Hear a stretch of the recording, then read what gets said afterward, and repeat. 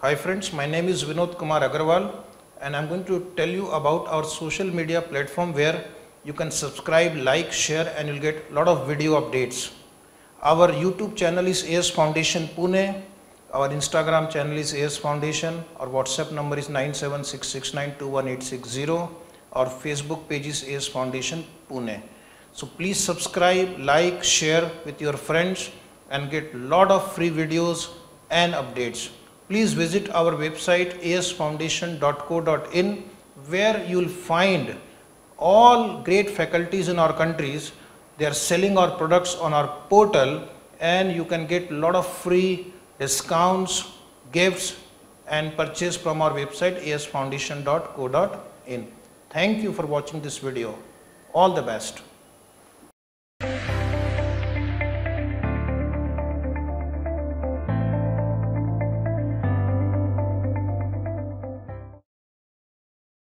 Yes, very good morning.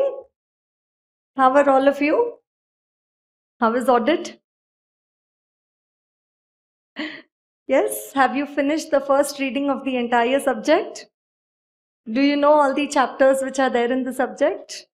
Okay, so you've come for an amendment batch. 120 pages RTP. Does it look scary?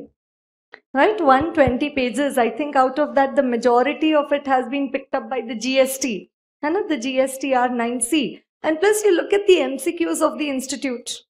Right, big case studies, earlier you thought, oh, 30 marks MCQ, but tabhi lagta hai ki yaar, to read this also will take a lot of time in the exam. To read the content. And for some MCQs, you can probably read only the last line first, to see what are they exactly asking. Like there is a second MCQ where they are asking, they want to know that for how many years audit documentation is required to be maintained. And then there are options, 7 years, 8 years, 10 years, 5 years, something. Right, so 7 years it is required to be kept. Okay, right. So coming to the amendments, one, we'll go to the amendments under the fiscal laws.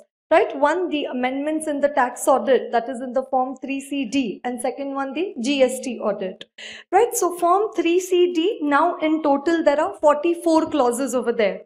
Right, very old, it had 32 clauses. Then after that, it had the 41 clauses. And now we have the 44 clauses. Right, so clause 4 of form 3CD. Right, clause 4 of form 3CD, which is regarding the whether the assessee is liable to pay any indirect taxes. Right, and any registration number, any identification number allotted for the same. So now what is the registration identification number which could be allotted also? It could be the GST registration number, what we call it as the GSTIN. Right, the GSTIN. So if I come to the RTP May 19, right, if I come to the RTP May 19, if I come to the amendments in form 3CD, what does it say? Details as to indirect tax registration. Right, so the registration number or the GST number or any other identification number allotted for the same. And in the exams, already once a question has been asked regarding clause 4 of form 3CD. Right, so if I just take you to that particular question of form 3CD.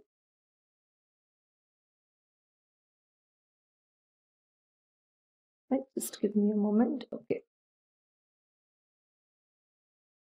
Right, there is a question which has been asked in your exams in the past, which is regarding Mr. Dipesh.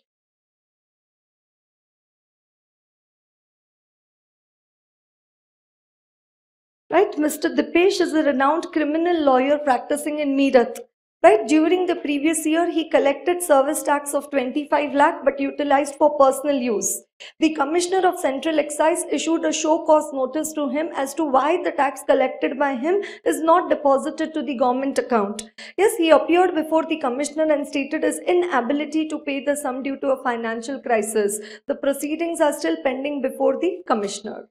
Right, so reporting requirement under clause 4 of form 3CD. Right, then first they have given the facts of the case. Right, so in a tax audit answer, what do you need to do? Write the reporting requirement under which clause and then write down the facts of the case. Then after that, you need to write down the provisions and explanation. Right, then the provisions and explanation. What is the provision? A tax auditor is required to report under clause 4 of form 3CD. Like you write, clause 1 of part 2 of first schedule, second schedule. So your clause 4 of Form 3CD, which requires him to mention the registration number or any other identification number, if any allotted, including the GST number, if any, right, in case if the assessee is liable to pay any indirect taxes, right? So this is the reporting requirement. Then to report on this, what audit procedures are required to be followed, right? So this is the green part. Right, part A, up to clause 8, it is part A of Form 3CD, generally requires the auditor to give the factual details of the assessee. Thus, the auditor is primarily required to furnish the details of the registration number as provided to him by the assessee. Serial number, relevant indirect tax law which is applicable, place of business, and the registration or the identification number. The auditor has to keep in mind the provisions of SA 580, written representations. Right, so he has to obtain a representation from the management that for all indirect taxes that they are liable to pay, they've obtained the registration number for the same. Right, in case the auditor is prima facie of the opinion that indirect tax law is applicable on the business or profession, but the assessee is not registered under the said law, the auditor should report the same appropriately. And then you have the conclusion. Therefore, the tax auditor of Mr. Dipesh is required to furnish the service tax, GST, whatever registration number under clause 4 of Form 3CD. Right, so did you also notice the format of the answer? It starts with the facts of the case, reporting requirements under clause 4 of Form 3CD in the given case.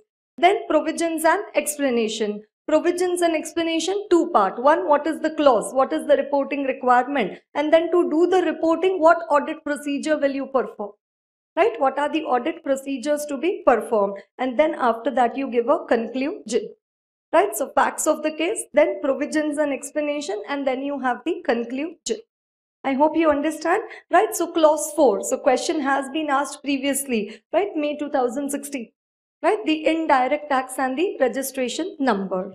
Right, then after that there is an amendment in clause 19. Right, after clause 4, where is the next amendment? The next amendment is in clause 19 of Form 3CD. Right, clause 19 now in the list of weighted deductions. Now in the list of weighted deductions over there, they have also added section 32 AD. Right, section 32 AD, which is regarding the investment allowance, right, where you get a weighted deduction. Right, so 32 AD, that is clause 19 of Form 3CD. Right, that is clause 19 of Form 3CD. Okay, so if I come to amounts admissible under section, what has happened over there? Now all these 32 sections were already there. Now what is added in the list is 32 AD.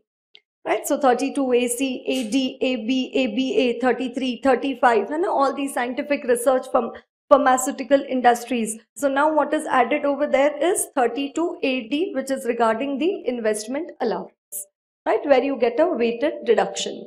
Right, so clause 4, there is an amendment, GST registration number, clause 19, 32 AD added over there. Then after that, directly coming to clause 29A and 29B. Right, there is clause 29 also. What is 29? Received consideration for issue of shares which exceeds the fair market value of a company in which the public are not substantially interested. Right, you have to clause 28 and 29. 28 received shares without consideration or inadequate consideration, and 29 received consideration for issue of shares which exceeds the fair market value. It says income from other sources under 56 to 7A and income from other sources under 56 to 7B. Right, that is clause 28 of Form 3CD and clause 29 of Form 3CD. Both of this we've seen questions in RTP and suggested. Right, in the RTP they put question on 29, exam they asked 28, and again they asked 29. Right, so clause 28 and 29. Now 29A talks about the income from other sources under 56 to 9, and 29B talks about income from other sources under 56 to 10. Right, 56 to 9 and 56 to 10. 56 to 9. Okay, I wanted to sell an asset to you. Okay, say any land, building, any immovable property, or any plant and machinery, property, plant. Right, I wanted to sell an asset to you. Okay, so you gave me an advance. Okay, that someday later I will transfer an asset to you. So you capital asset. So you gave me an advance of 30 lakh. Okay, due to some reason the sale could not take place. Okay, if I return back the advance to you, no problem. And sale was going to take place, so you gave me an advance of 30 lakh, and now say due to some reason the sale is not going to take place and I don't even return the advance, I forfeit the advance. And a forfeiture of advance received for the transfer of a capital asset now has to be shown as income under 5629 as income from other sources. Right, R raised to 10, revised 10 times before the exam. Very much a possibility of a case study coming in the exam from this one.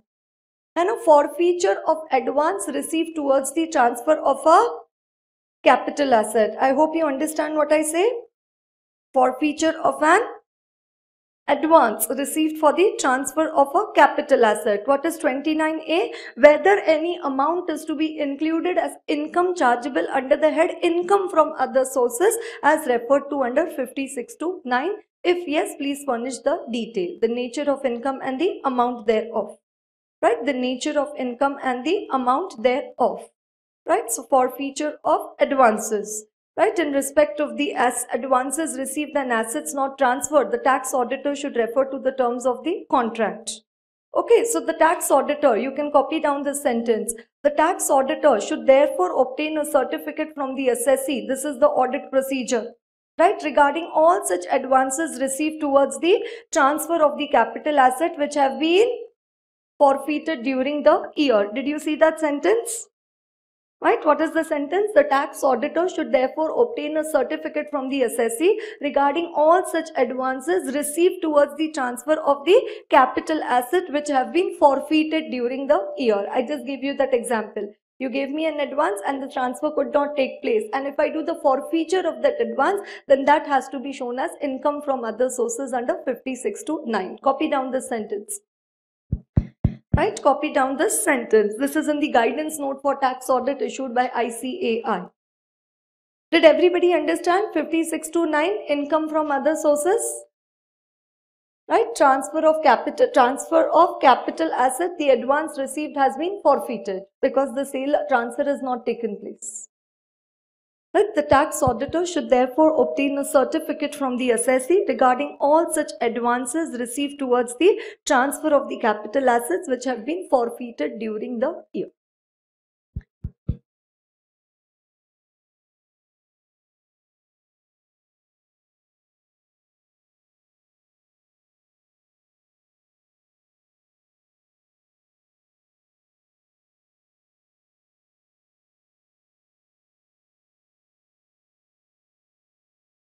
Then it says the advance might have been received during the previous year or earlier. For the purpose of this clause, the previous year in which the forfeiture which takes place is relevant. Has to be copied down. Advances received towards the transfer of capital assets which have been forfeited during the year. Okay. Right, then after that you have 29B which is regarding 56 to 10. What is 56 to 10? Gifts received in excess of 50,000 or where it exceeds 105% of the stamp value. Again, that is to be shown as income from other sources under 56 to 10 and that comes under 29B.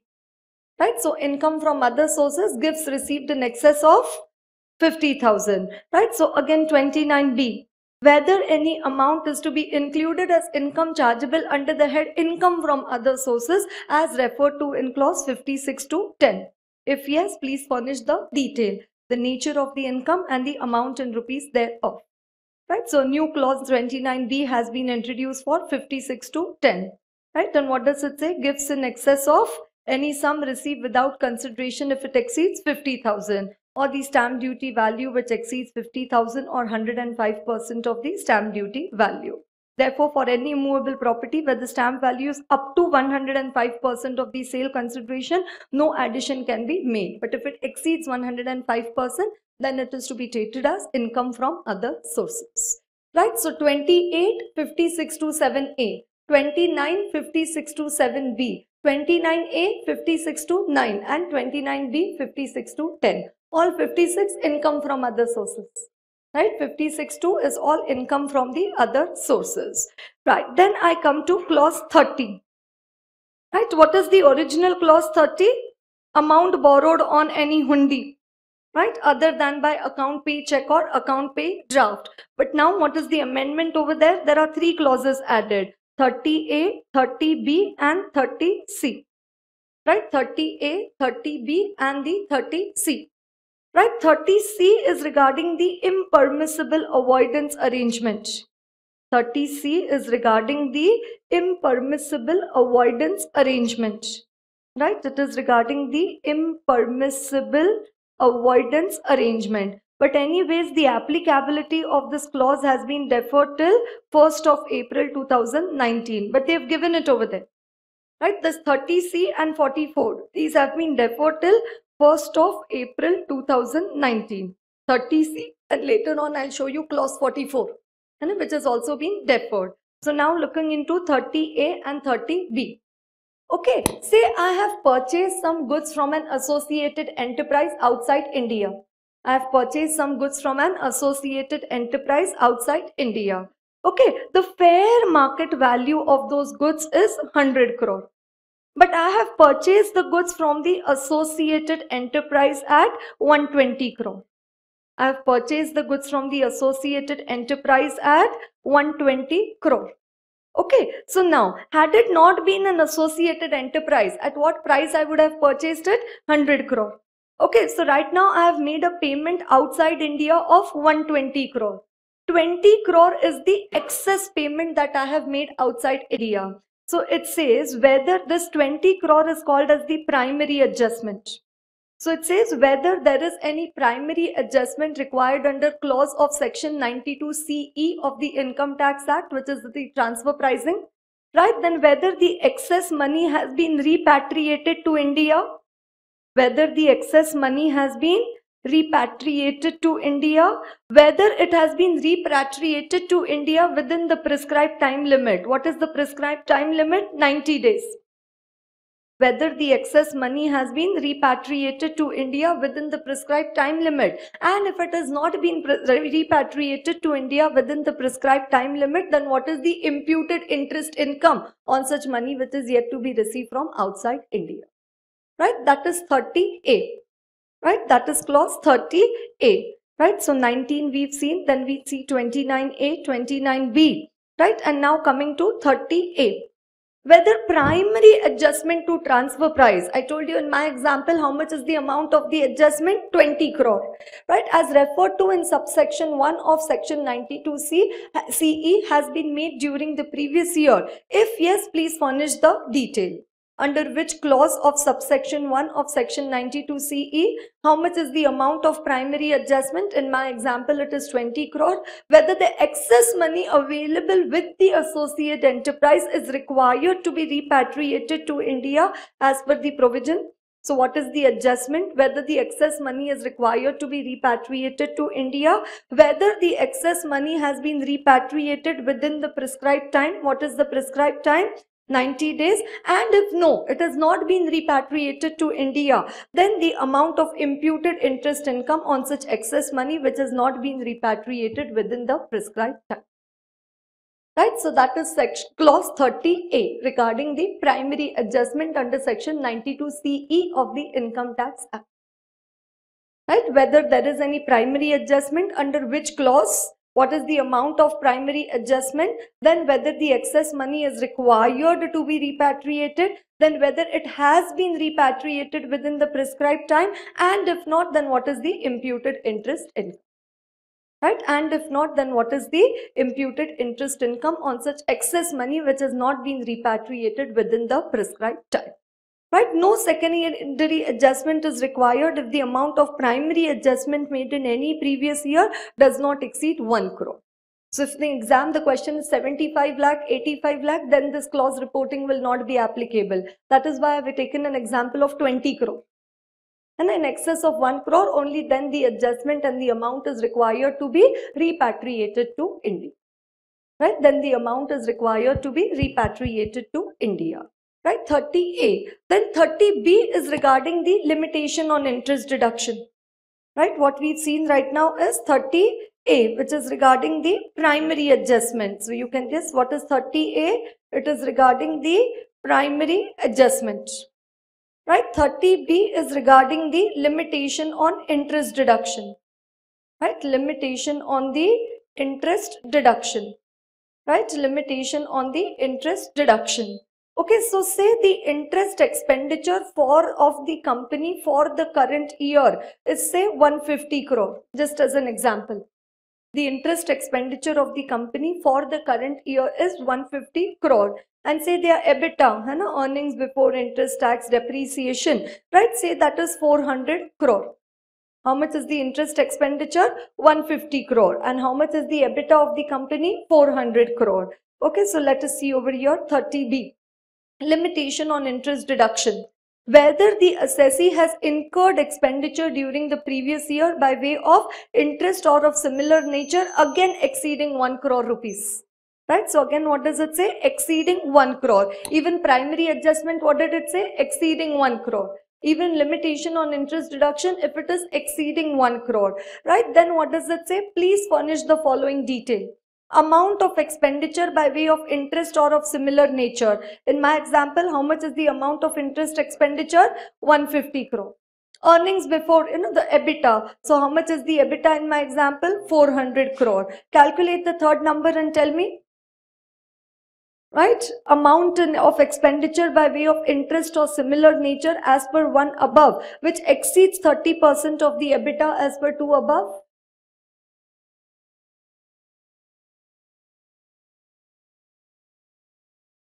37.5%. Amount in rupees of expenditure, rupees में चाहिए, not in percentage. Right, of expenditure by way of interest as per 1 above, which exceeds 30% of EBITDA. How much is 30% of EBITDA? 120 crore. What is the amount of interest expenditure? 150 crore. So 150 minus 120. Right? What is 120? From where did it come? 400 into 30%. Right? 400 into 30%, that gave us 120 crore. So how much it is? 30 crore. Right? Which exceeds. So what exceeds above 1? Yes, more than 120 crore. It says that 30 crore you will have to carry forward it in the bring it forward in the further years. Why? Because there is a limitation on interest deduction. Okay, up to 30% of EBITDA, you can take the interest charge in the current year. Beyond that, you can carry forward. Right? You can carry forward. So details of interest expenditure brought forward as per subsection 4 of section 94B, and details of interest expenditure carried forward. Right? So brought forward and also carried forward. Why? Because there is a limitation on interest deduction. How much interest deduction is allowed in 1 year? 30% of EBITDA. Anything in excess of that, you will have to carry it forward. Do you understand that? Limitation on interest deduction, right? And then after that you have 30C, which is regarding the impermissible avoidance arrangement, right? 30C, which is regarding the impermissible avoidance arrangement. But again, what is said? That the applicability of 30C has been deferred till April 1, 2019. Right? Impermissible avoidance agreement. So 30A, 30B and 30C. Is it clear to everyone? 30A, 30B and 30C. Right? This is RTP May 19 old course and RTP May 19 new course. All amendments are covered. May 19 old course has more amendments. Why? Because now they don't want to update the module. And also that basic elements of PSU audit and a financial audit, compliance audit. Okay, since November 2017, it is there in the RTP only. You understand? You see, the basic elements of PSU audits, the 3 parties, auditor, responsible party and the intended users. Then the subject matter criteria and the subject matter information and the type of engagement, whether it is an attestation engagement or whether it is a reporting engagement. Right, so all that is already there. So RTP old course is more inclusive. So when I cover the old course RTP, obviously I've also covered the new course RTP. Okay, right, and it's all applicable for both. Right, so 30A, 30B and 30C. What is 30A? Primary adjustment. 30B, limitation on interest deduction. 30C, impermissible avoidance arrangement. Then now coming to 31. Right, clause 31 is so huge, no? Because you have 31A, B, C, D, E, and under B you also have BA, BB, BC and BD. And so 31A, 31B, 31BA, 31BB, BC, BD, 31C, 31D and 31E. Full variety. Okay, right. Yes, so let us quickly see. So the amendment is mainly in BA, BB, BC, BD. Okay, pay attention, right? 31A and 31B is regarding if the assessee has accepted any loan or deposit in excess of rupees 20,000 other than by account pay check or account pay draft. So whether it has been taken by check or draft, and if it is a check or draft, then whether it is an account pay check or an account pay draft. And a loan deposit or specified sum, whether it in excess of 20,000, whether it has been accepted by other than account pay check or account pay draft. Then you have to give the name, address and PAN, the amount of loan or deposit, the amount squared off during the year, the maximum amount outstanding at any point of time during the year, right? Then whether it was accepted by check, draft or ECS, and if it was check or draft, then whether it is an account pay check or an account pay draft. Right, 31A is regarding accepting loan or deposit and 31B is regarding accepting a specified sum. 31C is regarding the repayment. And whether the repayment of the loan, deposit or the specified sum has been done during the previous year. Right, again name, address and PAN, the amount of repayment, whether it has been repaid by check, draft or ECS, and if it is check or draft, then whether it is an account pay check or an account pay draft. 31D, it says tell us the details of repayment of those loans which you had originally accepted in cash. Okay, during the previous year you have repaid a loan, but ये जो loan आपने previous year में repay किया है, ये originally आपने cash में accept किया था. So 31D, repayment of those loans which you had originally accepted in cash, and 31E, repayment of those loans which you had originally accepted by check or draft, which was not an account pay check or an account pay draft. Right? So 31AB, acceptance. Acceptance of loan, deposit or the specified sum. And 31C, repayment of all loans or deposits or specified sum. 31D, repayment of those loans which you had originally accepted in cash. And 31E, repayment of those loans which were originally accepted by check or draft, which is not an account pay check or an account pay draft. Right, now coming to BA, BB, BC and BD. Is it right? Now we will come to 31. So I'll just go to the next page. Okay, 31, BA, BB, BC and BD. Right, clause 31. I'm talking about BA, BB, BC and the BD. Right, BA, BB is regarding the receipts. Right, and BC, BD is regarding the payments. Right, what does it say? The receipts from a single person for in a single day. Right, for a single transaction or for many transactions but relating to a single event or occasion has been made in cash or has been made by check or draft, which is not an account pay check or an account pay draft, in excess of, right, receipts in excess of 2 lakh. Right, receipts in excess of 2 lakh and payments in excess of 2 lakh to a person in a day for a single transaction or many transactions relating to one event or occasion. Right, then what does it say? Name, address and PAN. What details do we want if the receipt has been in cash? Okay, so say there is an event management company. And an event management company, they have received the money from a person, say for organizing a birthday party, 4 lakh rupees in cash. So now that event management company, when their tax audit form 3CD is filled, here the details have to be given. Right, the name, address, PAN, the nature of the transaction, the amount involved and also the date of the receipt. Right, the amount involved and also the date of the receipt. If more than 2 lakh rupees have been received in cash. If more than 2 lakh rupees have been received in cash. Right, more than 2 lakh rupees have been received by check or draft, which is not an account pay check or a draft. Then name, address, PAN and the amount. Then it says we don't want the nature and the date. If it is in cash, तो फिर तो हमें nature और date भी चाहिए. If it is cash, then we want the nature of the transaction also and the amount, date of receipt also. But if it is by check or draft, which is not an account paid check or an account paid draft, then name, address, PAN and the amount. And payment. Now the event management company has received the payment, received the money. But obviously some party, some person जिनके यहाँ birthday party था, उन्होंने payment किया होगा. Right, so this was part A. I told you it's in the books of the event management company. Part B say in the books of the company which have made the payment in their form 3CD. So again, if the payment has been made in cash, what details is required? Name, address and PAN. Right, name, address and PAN of the payee. Right, then after that the nature of the transaction.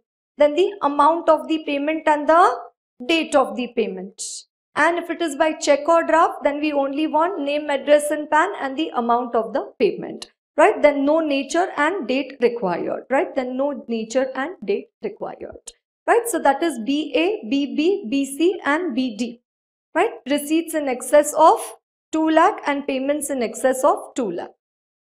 Right, receipts in excess of 2 lakh and payments in excess of 2 lakh. Right, 31A, B, C, D, E is regarding loan or deposit accepted or repaid of more than 20,000 other than by account pay check or account pay draft. And 31BA, BB, BC, BD is regarding receipts and payment of more than 2 lakh other than by check or draft which is not an account pay check or an account pay draft. So receipts and payments in cash or receipts and payments in check or draft which is not an account pay check or an account pay draft.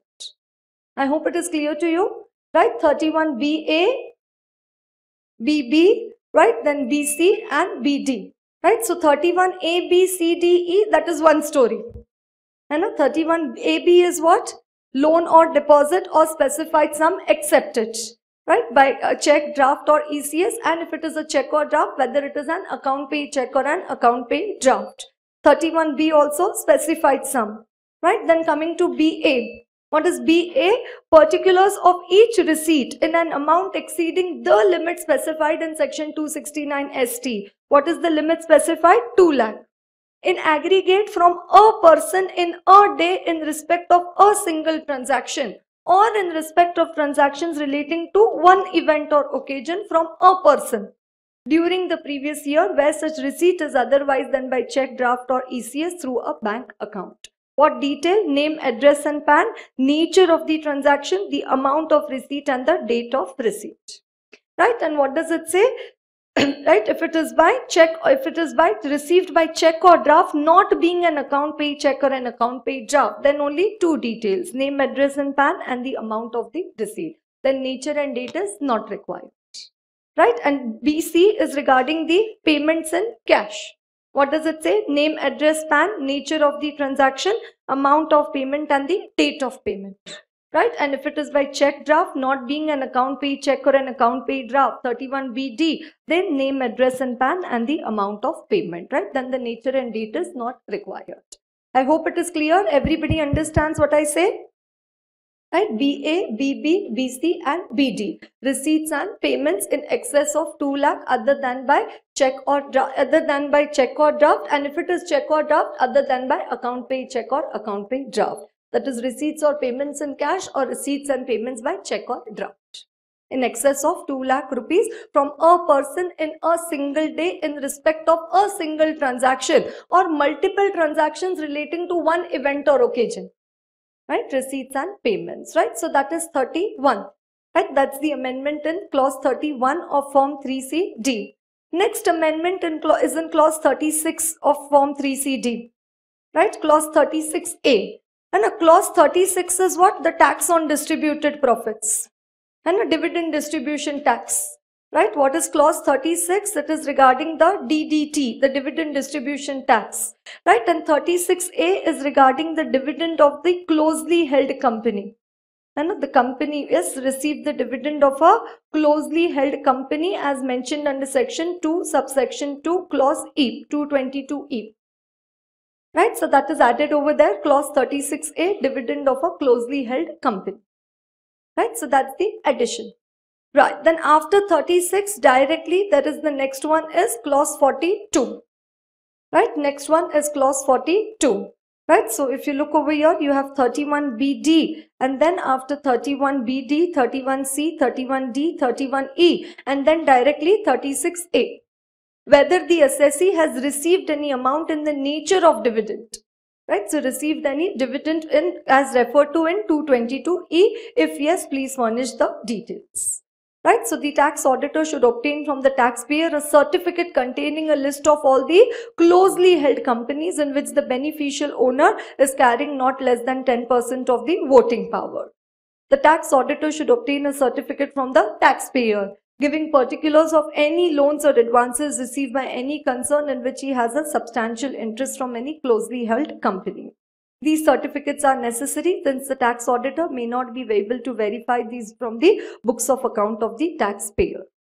Right, so this is all the detailing part of it, right? But that is 36A, which is regarding the dividend from a closely held company referred to in 222E. Then you have 42, 43 and 44. Okay, now I want to enter into a transaction with a person for an amount of 3 lakh as an example. I want to enter into a transaction with a person for an amount of 3 lakh. Now the amount of the transaction is more than 2 lakh, so PAN is required. So I tell that other person, please give me your PAN. He says, I don't have PAN. If he does not have PAN, then he will give me a declaration in Form 60. Okay, now I am a person who is a receiver of Form 60. I have entered into a transaction with a person who has not quoted the PAN. That is why that person has given me a declaration in Form 60. And the receiver of Form 60 has to file Form 61. Right? Receiver of Form 60 is required to file Form 61. So Form 61, then we have Form 61A, and then we have the Form 61B. What is 61? Receiver of Form 60 is required to file Form 61. Receiver of Form 60. And who gives Form 60? A person who does not quote the PAN. Right? 61A is regarding the specified financial transaction. So whether any specified financial transactions have been entered during the previous year, like buyback of shares or so, there is a huge list given over there. Right? And 61B is regarding the FATCA, the Foreign Account Tax Compliance Act.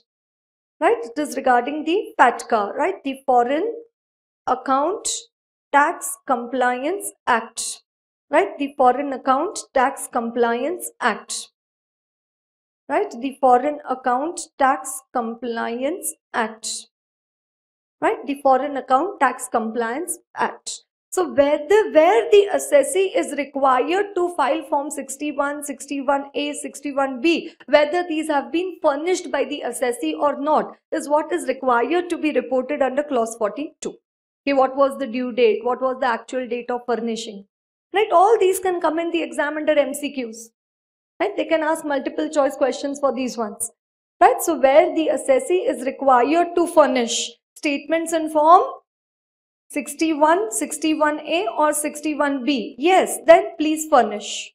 Whether he is required to furnish these statements, then yes, serial number, income tax department reporting entity identification number, type of form 61, 61A, 61B, due date for furnishing, the date of furnishing if furnished, whether the form contains the information about all the transactions which are required to be reported, and if not, please furnish the details of the transactions which are not reported. Right, so any transactions which have been reported in that 61, 61A, 61B, if it has not been reported, then that the tax auditor is required to do the report. Right, so 42 is regarding 61, 61A and the 61B. Right, 61, 61A and the 61B. Right, what did I say with respect to Form 61? The tax auditor should verify whether the taxpayer has entered into any transaction where the other party was required to quote the PAN. He should verify whether the taxpayer has obtained the declaration in Form 60 where the other party has not furnished the PAN. Right, so receiver of Form 60 is required to file Form 61. Right, then 61A is regarding the specified financial transactions referred to under Section 285BA of the Income Tax Act. Right, the specified financial transactions. Right, it is regarding the specified financial transactions. Right, so if I come to this guidance note issued by ICAI regarding the amendments in Form 3CD, right, it says after serial number 41, the following shall be inserted, namely 42, right, 41, Form 61A, Form 61, and then after that 61A, right, 61A is regarding under Section 285BA. Right, an assessee and certain other persons are required to give the details of the financial transaction. So what did I tell you? It is mainly for the specified financial transactions. And what does it say? These are the examples of the transaction. And so specified financial transaction, there is such a big list of example over there. Right, the nature and value of transaction and the class of person. Payments made in cash for purchase of bank drafts or pay orders. Cash deposits aggregating to 10 lakh rupees or more. One or more time deposits of persons exceeding 10 lakh rupees. Payments made to a person aggregating 1 lakh rupees or more in cash. Right, these are all these specified financial transactions. Right, a company issuing shares, a receipt from any person for an amount aggregating 10 lakh rupees or more in a financial year for acquiring shares issued by a company. Buyback of shares from any person for an amount exceeding 10 lakh rupees. Right, receipt from any person for an amount exceeding 10 lakh. Receipt from any person for sale of foreign currency, including any credit, again an amount exceeding 10 lakh rupees or more. Right, which document am I right now at? Right, which document am I right now at? Implementation guide, right? So this you get it on the ICAI website, right? With respect to notification dated. So all the amendments in Form 3CD are discussed over here. Okay, so specified financial transactions, those are the specified financial transactions. And 61B, I told you the FATCA, right? The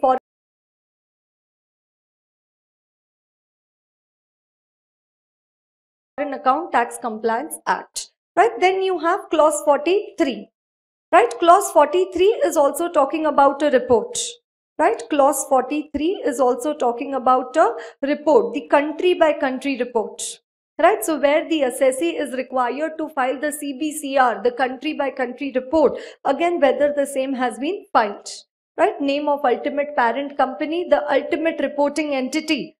Right, so whether the assessee or its parent entity or the alternate reporting entity is liable to furnish the report. What is the report called as? CBCR, the country by country report, as referred to in section 286 of the Income Tax Act. Right, so everywhere now 42, 43, they are asking kids whatever forms and reports are required to be furnished, whether they have been furnished or not. If yes, then please furnish the detail. Whether the report has been furnished by the assessee or its parent entity or the alternate reporting entity, name of parent entity, name of alternate reporting entity, and the date of furnishing the report. Right, and the date of furnishing the report. Right, so that is clause 43. Right, clause 43 is regarding the CBCR, the country by country report. And then you have clause 44, which is regarding the breakup of the total expenditure, whether or not the assessee is registered under the GST law. Breakup of the total expenditure, whether or not the assessee is registered under the GST law. Right, so again applicability of clause 44 has been deferred till 1st April 2019. One I told you 30C, which is regarding the impermissible avoidance arrangement, and second one is the clause 44. Right, breakup of the total expenditure of entities registered or not registered under GST. So all. Serial number, total amount of expenditure, expenditure in respect of entities registered under GST, and expenditure in respect of other entities registered under GST for expenditure. Right, and these are the details of the expenditure. So breakup of total expenditure and applicability of clause 44 is deferred till April 1, 2019. Right, is it clear to everyone? So can we again once make a summary of the clauses where there is an amendment? Right, clause 4, which is regarding GST registration number. Then you have clause 19, 32 AD, investment allowance. Then 29A, 56 to 9, and 29B, 56 to 10. Then 30A, primary adjustment. 30B, limitation on interest deduction. 30C, impermissible avoidance arrangement. Then 31BA, BB, BC, and BD.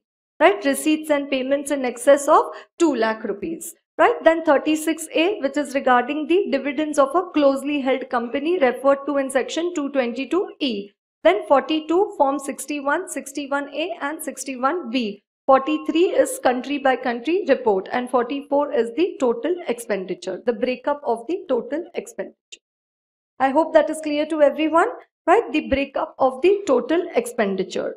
Okay, these questions are also there in the previous RTP, but because they are regarding the applicability of section 44 AD, we'll just quickly see these questions. Right, these were there in the previous RTP also. Right, applicability of tax audit. DB Private Limited has a turnover of 125 lakh for 1890. Now, 44 AD is not applicable to company assessee. Yes, and hence limit of 2 crore is not applicable to DB Private Limited. Under section 44 AD, what is the limit? 2 crore. And they can pay the tax on presumptive basis. Right, yes, and it has to conduct the audit of the books of account under section 44 AB as the turnover exceeds 1 crore. Right, second question over there, ABC and Company, a partnership firm. So to section 44 AD applicable. Engaged in trading of electronic goods having a turnover of 165 lakh. So what does it say? Section 44 AD is applicable to a partnership firm. This ABC and Company can declare minimum profit at the rate of 8% of the turnover as the turnover does not exceed 2 crore. If the firm does not opt for presumptive income, right, then under section 44 AD, then it has to get its books of accounts audited under section 44 AB. Next one, Anand Khatar, a commission agent, has commission receipts of 137 lakh. Now, though section 44 AD is applicable to individual and firm, but it is not applicable to commission income. Though section, are you all with me? Though section 44 AD is applicable to an individual, it is not applicable to commission income. In the given case, Anand earns the commission income. He cannot take the benefit of section 44 AD. His turnover in respect of commission income exceeds 1 crore and he has to get his accounts audited under section 44 AB. Right, then Vishal Raka, owning an agency of Samsung Mobile for the city of Pune and makes the turnover of 87 lakh. So individual, again the benefit available, but commission income not available. But here it is anyways below 1 crore. So no audit required under section 44 AB of the Act also. Right, everybody, do you understand? 44 AD applicable to individual firm, but in that also not applicable to the commission income. What does it say? Limit is 2 crore and they can pay presumptive income is under 8% of the turnover. Is it clear to everyone? Okay. Right, then now coming to the second one, GST audit. Right, now coming to the second one, which is regarding the GST audit. Right, so let us again go through all what they are trying to say about GST. They start with the definition of audit under the GST law. Right, the second part, which is regarding the GST audit. Right, they start with the definition of audit under the GST law. Now, under tax audit, we refer to the person as the assessee. Under GST audit, we'll refer to him as the registered person. Right? We'll refer to him as the registered person. So, what does it say? Audit means the examination of records, documents, right? Other records, documents and the other documents. Records, returns and the other documents. Maintained or furnished by the registered person under the provisions of this act or any other law for the time being in force to verify the correctness of. So why are you examining the records, documents and return? To verify the correctness of the turnover declared, the taxes paid, the refund claim and the input tax credit availed, and also to assess compliance with the provisions of the act and the rules made thereunder. Right, so what is the definition of audit under the GST law? Right, audit means the examination of the records to verify the correctness of turnover declared, taxes paid, refund claim and input tax credit availed, and also to assess its compliance with the provisions of this act or the rules made thereunder. Clear to everyone? Turnover, to verify the correctness of the turnover declared, taxes paid, input tax credit availed, refund claim on compliance with the provisions of the act or the rules. Okay, right, so that's the definition. Types of audit under the GST law. One is the audit by the professionals, where the aggregate turnover of the registered person exceeds 2 crore. Right? One is the audit by the professionals, where the aggregate turnover of the registered person exceeds 2 crore. And what is included in the aggregate turnover? Right? The taxable supplies, the exempt supplies, the interstate supplies, and also the exports. And what is excluded? SGST, CGST, IGST, UTGST, and the cess. Right? While calculating the aggregate turnover of 2 crore. So for all those registered person whose aggregate turnover exceeds 2 crore have to get their accounts audited under the GST law by a CA or a CMA. Right? Second one is the general audit under the GST law. So first audit is the audit by the professional. And now next two audits are the audits by the tax authorities. One is the general audit, right, where the commissioner can authorize, he can do the audit under the GST law. And third one is the special audit under the GST law, which is R⁻10, which I expect to be a retail question in your exams. And a special audit under the GST law. I think this is also there previously. There is no addition over here. Right. What are the circumstances when a special audit would be required under the GST law? When the GST authorities think that one, the value has not been correctly declared, or the credit availed is not within the normal limits. Right. So value has not been correctly declared, or the credit availed is not within the normal limits. Right. What does it say? These are the circumstances for directing a special audit under the GST law. Right, when they is of the opinion that the value has not been correctly declared or the credit availed is not within the normal limit. At what point of time the special audit can be called for? It says after commencement and before completion. Look at the wording. After commencement and before completion of any scrutiny, inquiry, investigation or any other proceedings under the Act. So at what stage the GST audit, under GST there is some scrutiny going on or investigation going on of the assessee, of the registered person, or any proceedings going on against the registered person, at that stage, and after commencement and before completion of any scrutiny, inquiry, investigation or any other proceedings under the Act, may direct a registered person to get his books of accounts audited by an expert. Who is going to be the expert? The CA or the CMA. The report has to be submitted within 90 days. That 90 days can be further extended by more 90 days. And the expenses of the special audit will be determined and borne by the commissioner. Right? So very important, you have to remember what are the circumstances. Value has not been correctly declared or the credit availed is not within the normal limits. Right, and after commencement and before completion of any scrutiny, inquiry, investigation or any other proceedings under the Act, may direct a registered person to get his books of accounts audited by an expert. Right, is it clear to everyone? Right, preparation for GST audit, again R⁻10. You know, old course where you had VAT audit, even for the new course students, you know, earlier before GST audit you had VAT audit. In VAT audit also there was a question called as preparation for VAT audit. You know, the program approach to do the audit under the VAT law. So now so there is no such VAT audit or any discussion. So now the new thing included in your syllabus, this was not there in the old RTP. है ना, ये जो first part मैंने discuss किया ना, types of audits under the GST law, this was there in number 18 RTP also. Okay, or it was there in the module also, it is included in your syllabus also. Okay, but this is a new entry, the preparation for the audit under the GST law. Okay, now look at the level of preparation. It says you have to inform the registered person that you know GST audit is applicable to you. मतलब तैयारी यहाँ से है कि आपके जो clients हैं उनको inform करना पड़ेगा कि अरे आपको GST audit applicable है. Do you understand? What does it say? Inform the concerned assessee or the registered person about the applicability of GST audit.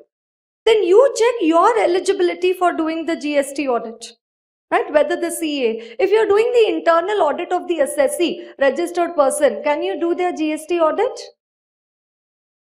I am the internal auditor of Geo Limited. Can I do the GST audit of Geo Limited? Chartered accountant, I am internal auditor of Geo Limited. Can I do the GST audit of Geo Limited? Can I do the tax audit of Geo Limited?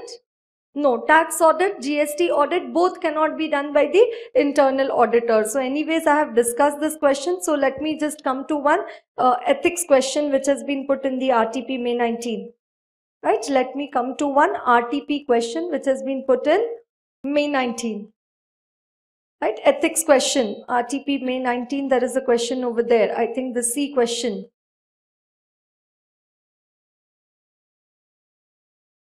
Right.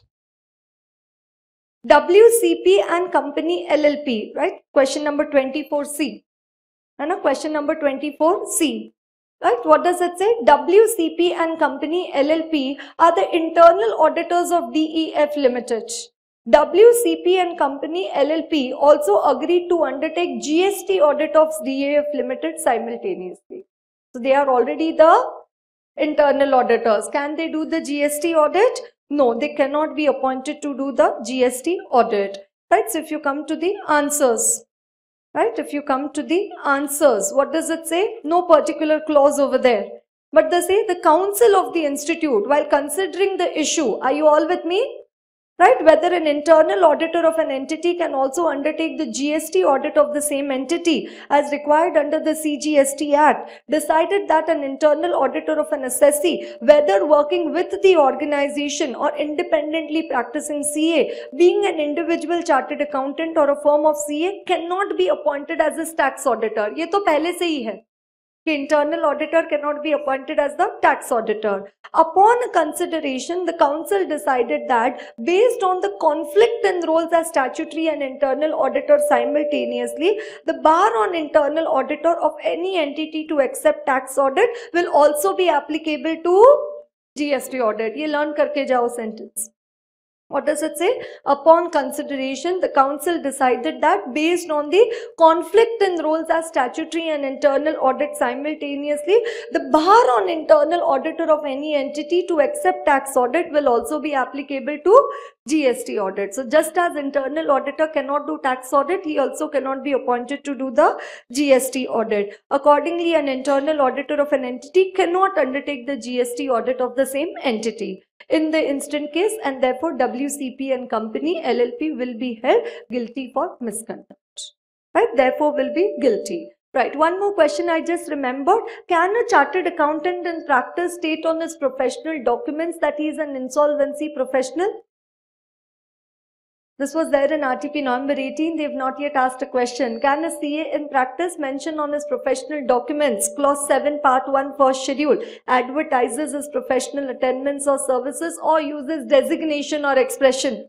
Right? Can he state on his professional documents that he is an insolvency professional? Yes, as it is a title recognized by the central government. Right? Can he state that on his professional documents? Yes. Can he say he's a tax consultant or a management consultant? No. Right. But can he state that he is an insolvency professional? Yes, as it is a title recognized by the central government. Okay. So let's again go back to prepare for GST audit. And now what are we discussing? Preparation for the GST audit. So first preparation, what? Inform the assessee. What is the first preparation that they are saying? Inform the assessee about the applicability of GST audit, and you also confirm your eligibility. Right? That whether you are eligible to do the GST audit. Because if you are doing their internal audits, then you cannot be appointed to do the GST audit. Right. Then after that, what does it say? Now KOC, knowledge of client's business. Right? So applicability, eligibility. Are you all with me?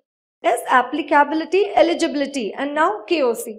Understand the nature of the business, the product or the services, requirements of records to be maintained, and advise the auditee to maintain accounts and records.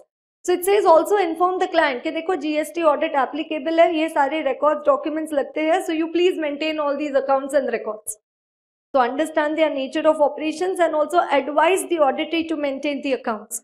Then prepare a questionnaire. Right? Then what is the next point? After KOC, it says prepare a questionnaire to understand the operations. Right? Then it says prepare a questionnaire. Then based on the after the questionnaire, prepare a detailed audit program.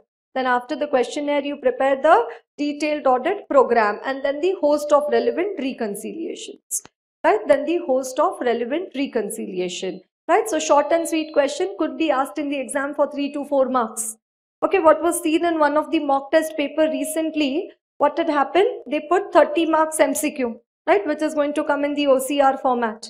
You have to put the circle, right? So 30 marks MCQ is going to come and remaining 70 marks paper.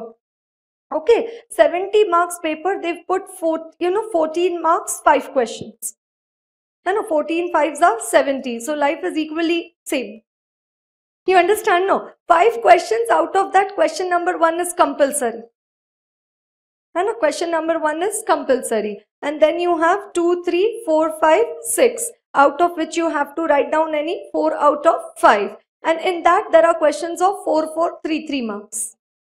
And so 4 plus 4, 8 and plus 6, 14. तो वैसे करके 14 marks. तो पहले वो ही जो आपको they used to ask like say the objectives of peer review for earlier 6 marks, then 5 marks, then 4 marks. Now same thing will be asked for 3 marks. तो लिखना तो उतना ही पड़ेगा ना. जो है objective of peer review वो थोड़ी change होगा.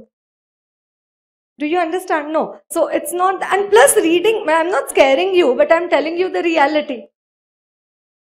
You understand? You'll have to write down the same amount of content for all the case studies. Law of diminishing marginal utility. Earlier, what questions they used to ask for 8 marks? Nowadays, same question they ask for 4 marks. Now, 4 marks is further diminution, 3 marks. Okay, so the paper is going to be voluminous. And just one point over here that students sometimes they ask, if you've already decided, then no problem. कि क्या करे? MCQ पहले करे या बाद में करे? So had I been a student at your place, I would have said पहले करे, है ना, पहले, क्योंकि एक तो पहले it is objective, so that is a big advantage. Okay, but don't get stuck up. If you don't know the answer to any MCQ, leave it. कुछ calculation वगैरह आ गया, थोड़ा try करो, नहीं आया छोड़ दो. Go ahead. But उससे क्या opportunity मिलता है? If you've already read the MCQ1, शायद rest of the paper जो 70 marks है उसमें कुछ click हो जाए या वहाँ पे कुछ मिल जाए. So then at least you have an option to go back and do some ABCD. You understand? If you read it only towards the end, then you don't know only that analysis, you don't give the time to your brain to think about the options. So I would come with a very sure shot, analysis for the same. I can tell you that MCQs you do in the beginning, but don't spend too much of time also over there. Right? Don't even spend too much of time over there. Right? Say some 40 minutes around. Right, 40 to 45 minutes should be going for the MCQs, and then you come to the remaining part of the paper. Right, so at least in that process you've read the MCQs in the beginning of the paper. Right, and this is what I have been thinking of after MCQs have come, that out of 30, I think you can get 15 marks in MCQ. You say, madam, हमने तो 30 सोच के रखा था. ऐसा नहीं होता है.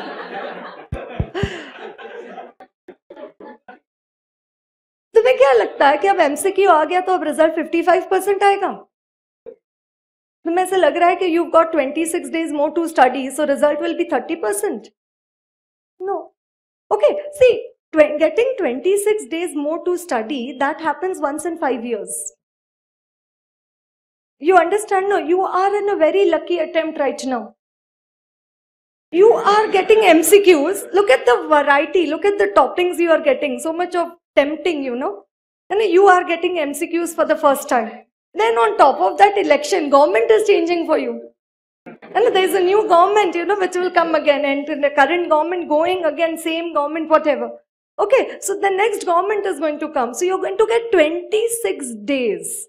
Okay, and what I have seen, the students, the amount of zeal which was there for the preparation of the subject has mellowed down. उनको लगता है अभी और है ना 26 days, तो बोलते 2 दिन तो आराम कर ले. अरे तुम जिंदगी भर आराम कर लेना, अभी तो नहीं ना. You have got incremental benefit of 26 days. So whatever you might, जब original institute के dates आए थे exam के लिए, कि the exam will be on 1st of May, 2nd of May, you would have prepared some target that time. And now I'm sure none of you would have been reaching that target because now you know the dates have gone ahead. So I know still you're going to struggle for finishing the syllabus only. Whether the exam starts on 27th of May or whether it starts on 2nd of May. Apna story same hai. Our struggle is the same. So, only those few intelligent, जो थोड़े समझदार students हैं, उनको ध्यान में आएगा कि I need to capitalize on this opportunity. What is the incremental benefit? I should have seen 2 reference books extra. I should have done 1 revision extra. फिर वो 26 days का फायदा है ना. Otherwise जो पहले था अगर वही आपका होगा फिर भी आप फेल हो जाओगे तो कुछ benefit ही नहीं है. Okay, right. So 15 marks from the MCQ because you're going to do lot of silly mistakes over there. You understand? A mark करोगे फिर लगेगा B होगा, फिर B करोगे फिर लगेगा A होगा, है ना? CPT days are going to come back. You understand? अब फिर लगेगा अरे यार सारे A हो रहे हैं. बहुत दिल दुखता है. मतलब मोटिवेशन आंसर चेक करते अरे एक भी सीधी आया अब तक. You understand? So silly mistakes are going to happen. तो मुझे लगता है I should be realistic. है ना? In FR SFM you get 90-95. Audit you should get 70-75. Right? No? Okay. Right. So you know what I am telling and how difficult it is. Okay. Right. So around 15 marks from the MCQs. Okay. Then 15 marks you should get from the case studies. And you should get from the case studies. And an NDA's question coming in audit paper doesn't look like an audit paper. They ask you Schedule 3 disclosures. They ask you, regarding the investment company, state controlled entity, all those questions. Right, then there is a question on fraud, then there is a question on going concern, there is question on related party, NDAS, expert, standards, and all the different standards they ask the audit procedure. As an auditor, how would you deal with the situation? There is Company Act questions. So these are what? These are all the case studies. So case studies, I think you should get somewhere around 15 marks. And then from the do or die questions, and they ask you mandatory areas of review by audit committee. Classification of frauds by NBFCs. What is the scope of peer review? What is the eligibility to be a technical reviewer? Yes, now even quality review applicable. Okay, they ask you the contents of the energy audit report, new syllabus. They'll ask you contents of the forensic audit report. Right? They ask you what are the areas in which the services of a forensic auditor can be used. Right? They'll ask you what will be the findings in the unit inspection for stock and for debtors. Right, these are what do or die question. Either you know it or you don't know it. All these come from the remaining syllabus. And apart from the case studies, all the direct questions which you see in your exam. This time, November 18 old course, they asked write short note on true and fair cost of production. You understand? They asked a question regarding comprehensive audit of public sector enterprises. And in public sector undertaking, there is something called as performance audit, in which there is efficiency audit, economy audit, and the effectiveness audit. One exam, 6 mark efficiency audit. And they ask you a retail question, 6 mark, 5 mark regarding the efficiency audit. So these are do or die. Either you know it or you don't know it. It's not a case study where you can start as per and then you can audit or modify opinion in accordance with 705, communicate to TCWG, withdraw from engagement. It doesn't happen over here. है ना, case study में तो वैसे हो जाता है. Do you understand? But that doesn't happen for these. These questions, there is only 2 possibilities. Either you know it or you don't know it. Okay, only writing headings like this or just writing the question number. How does the end of the paper look? Question number 5A. Heading is written, 2 points are written, blank. Next page, question number 5B. Heading, 2 points are written, blank. You'll certainly fail. You are eligible to fail. You're not eligible to pass in that case. And this is because you're not studying. You get drained out in studying standards, ethics, CARO only. So obviously it does not mean that that is not to be studied. Obviously it is to be studied, but not at the cost of, ignoring the other chapters. Like bank, insurance, cooperative society, NBFC, PSU, consolidated financial statements, audit committee, corporate governance, liability of auditor, special audit assignments, automated environment, CIS environment, peer review, quality review. You can't ignore these chapters. And I'm telling you, these chapters are more reliable. And एक बार पढ़ लिया, once you remember what is told in that chapter, you write it that way in the exam, you will surely get the marks. Case study is more subjective. So I think somewhere around 15 marks you should be getting over there. And then see, an additional edge, क्योंकि मैंने ethics, CARO, tax audit का अलग से marking नहीं किया है. I have not given separate marks, allotted over here. तो जो भी ethics का question आएगा, so normally आपको case study में 1 out of 4 आता है, जहाँ ethics है वहाँ 2 out of 4 आएगा. You understand? No. So where you have a question on ethics, where you have a question on caro, when you have a question on tax audit, or say some standard जो आपने बिल्कुल ठीक से किया है, and from there you will get extra 5 marks.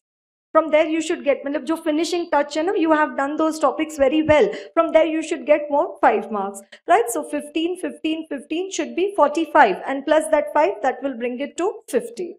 Right? This is what I think should be your approach. But this approach will work only when you cover the entire syllabus. When you're good at writing case studies, when you're good at doing MCQs, and when you have also covered the remaining chapters. And plus ethics, caro, tax audit clauses, you have done them well. And MCQ, which book to refer, how many MCQs to do, all the number of books which are available in the market, please buy all and tick all. Because there is no end to the amount of practice which you can do for MCQ. और MCQ का कैसा है ना, एक बार देख लिया, but only one discipline. आपको चाहिए तो आप 6 बुक कर लेना MCQ का, but आप सिर्फ एक discipline maintain करना, कि never to see the answer before you think of it on your own. फिर तो आपने एक बुक करके भी फायदा नहीं है. अगर आप पहले अगर आंसर देखने वाले हो, if you're going to see the answer in the beginning, then so you don't even do one question on MCQ. But if you have that discipline that you are going to do 20 MCQ, you're going to write A, B, C, D, then you're going to check what is the correct answer, then you can do any number of books on the MCQ. You understand? And then there are MCQ questions, some which are very simple, some which are very difficult. So which are difficult, which is हटके, जहाँ पे थोड़ा tricky question है, उनको आप revise again करके mark करके रखो. So that later on when you see it, तुम्हें पता है कि सिर्फ वो वाले MCQ फिर से देखना है. जैसे कोई MCQ होगा जिसमें asked us audit materiality is dealt with in essay, है ना, 320, 315, 305, 340. So you know the answer is 320. अब ये MCQ को फिर से देखने का काम ही नहीं है. You understand? And generally MCQ, why I'm telling refer more books, because you know once you study an MCQ और उसको आपने एक बार click कर दिया, crack कर दिया, फिर उसको फिर से देखने में that application of mind is not required. And unless and until if it is tricky or it was doubtful that time, so you are seeing it again. So those you've marked it as up. So every time when you study audit, 15-20 minutes dedicated for MCQ. And every time that you study audit, 20 minutes, 30 minutes, उससे ज़्यादा नहीं, क्योंकि फिर बाकी भी तो cover करना है ना. Around 20 minutes you do MCQ. है ना, एक chapter, एक book, ऐसे खत्म करो एक book. Do you understand that? Okay. Right, so coming to the GST audit, what was I telling you about the GST audit? Preparation for GST audit. They can ask a retail question in the exam, right? 3 mark, 4 mark question. So applicability, eligibility, KOC, questionnaire, program, and then the host of relevant reconciliation, right? Then the host for relevant reconciliation. Then this is already there in the module, but again put over here. Best practices to be adopted for audit under the GST law. Right, some of the best practices to be adopted are raised to 10. Right, some of the best practices to be adopted for audit under the GST law. Right, the evaluation of the internal control with respect is, namely GST, would indicate the areas to be focused. This could be done by verifying. So it says to adopt the best practices in the GST law, you need to verify the following. 1, verify the statutory auditor's report. Second, verify the information system audit report, internal audit report, and also design an ICQ. So 1, you verify the statutory auditor's report. Second, you verify the information system audit report, internal audit report, and you also design an internal control questionnaire. And in that questionnaire, 1, there should be 3 reconciliation.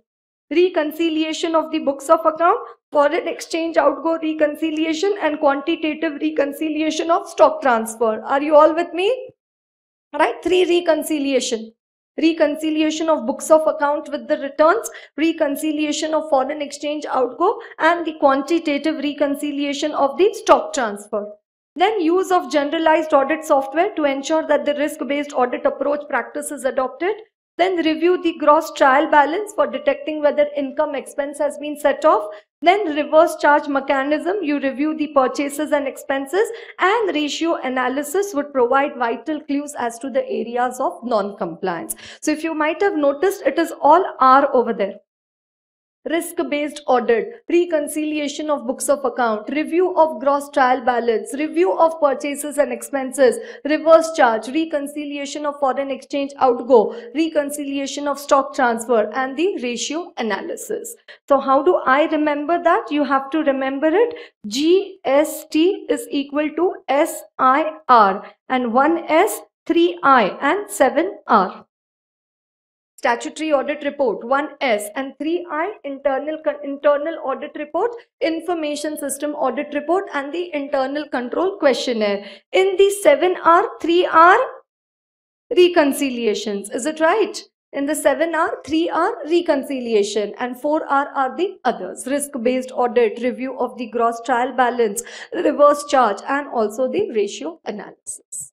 Right, so some of the best practices to be adopted for audit under the GST law. Right, some of the best practices to be adopted for audit under the GST law. Right, so one question I told you, special audit under the GST law. Second question, preparation for audit under the GST law. Third one, the best practices to be adopted for the GST audit. Then they also have given over there the audit approach. Right? They've also given the audit approach under the GST law. Then accounting standards versus GST. Say if I am a consignee selling goods on consignment on behalf of the consignor. Okay, what do I recognize as income? Only the commission or the entire turnover? Right? I am a consignee who is selling goods on behalf of the consignor. When I sell the goods, what do I recognize as income? The entire turnover or only the commission? Only the commission. But for GST, it says the entire turnover would be treated as a part of the agent's turnover. Right? Normal financial statements, only commission income is shown as the revenue of the agent. But under GST, such turnover would be treated as a part of the agent's turnover. Right, then after that, okay, fine. When lease income, when lease rentals are paid for any assets taken on lease, right, you divide it under two parts, liability and the expense, the interest component. Under GST, the entire amount would be treated as an expense.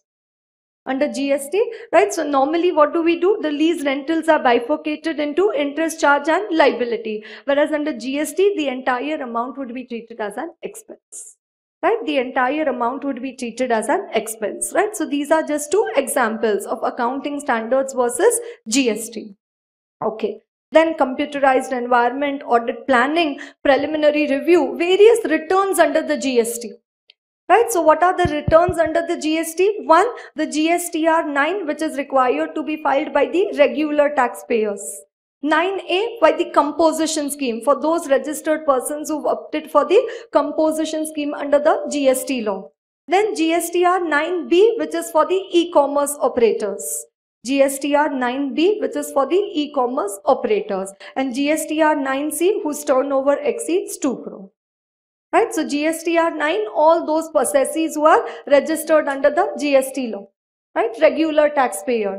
Then GSTR 9A, composition scheme. GSTR 9B, e-commerce operators. And 9C, 2 crore. Right, turnover exceeds 2 crore during the previous year. Then details required in GSTR 9. Right, the basic details, the inward outward supplies, the ITC, then the taxes paid and the particulars of the transaction and the other information. We'll see GSTR 9C, then 9 will be easy to, yes, it's easy to understand 9 then. Right, so details required in GSTR 9. And now we come to the analysis of GSTR 9C. Right, now we come to the analysis of form GSTR 9C. Okay, now, right, when you do the audit under the income tax law, what is your starting point in your problems? Profit as per the books of account. Right, you take the profit as per the books of account, then you do add less, and then you come to profit as per the income tax law.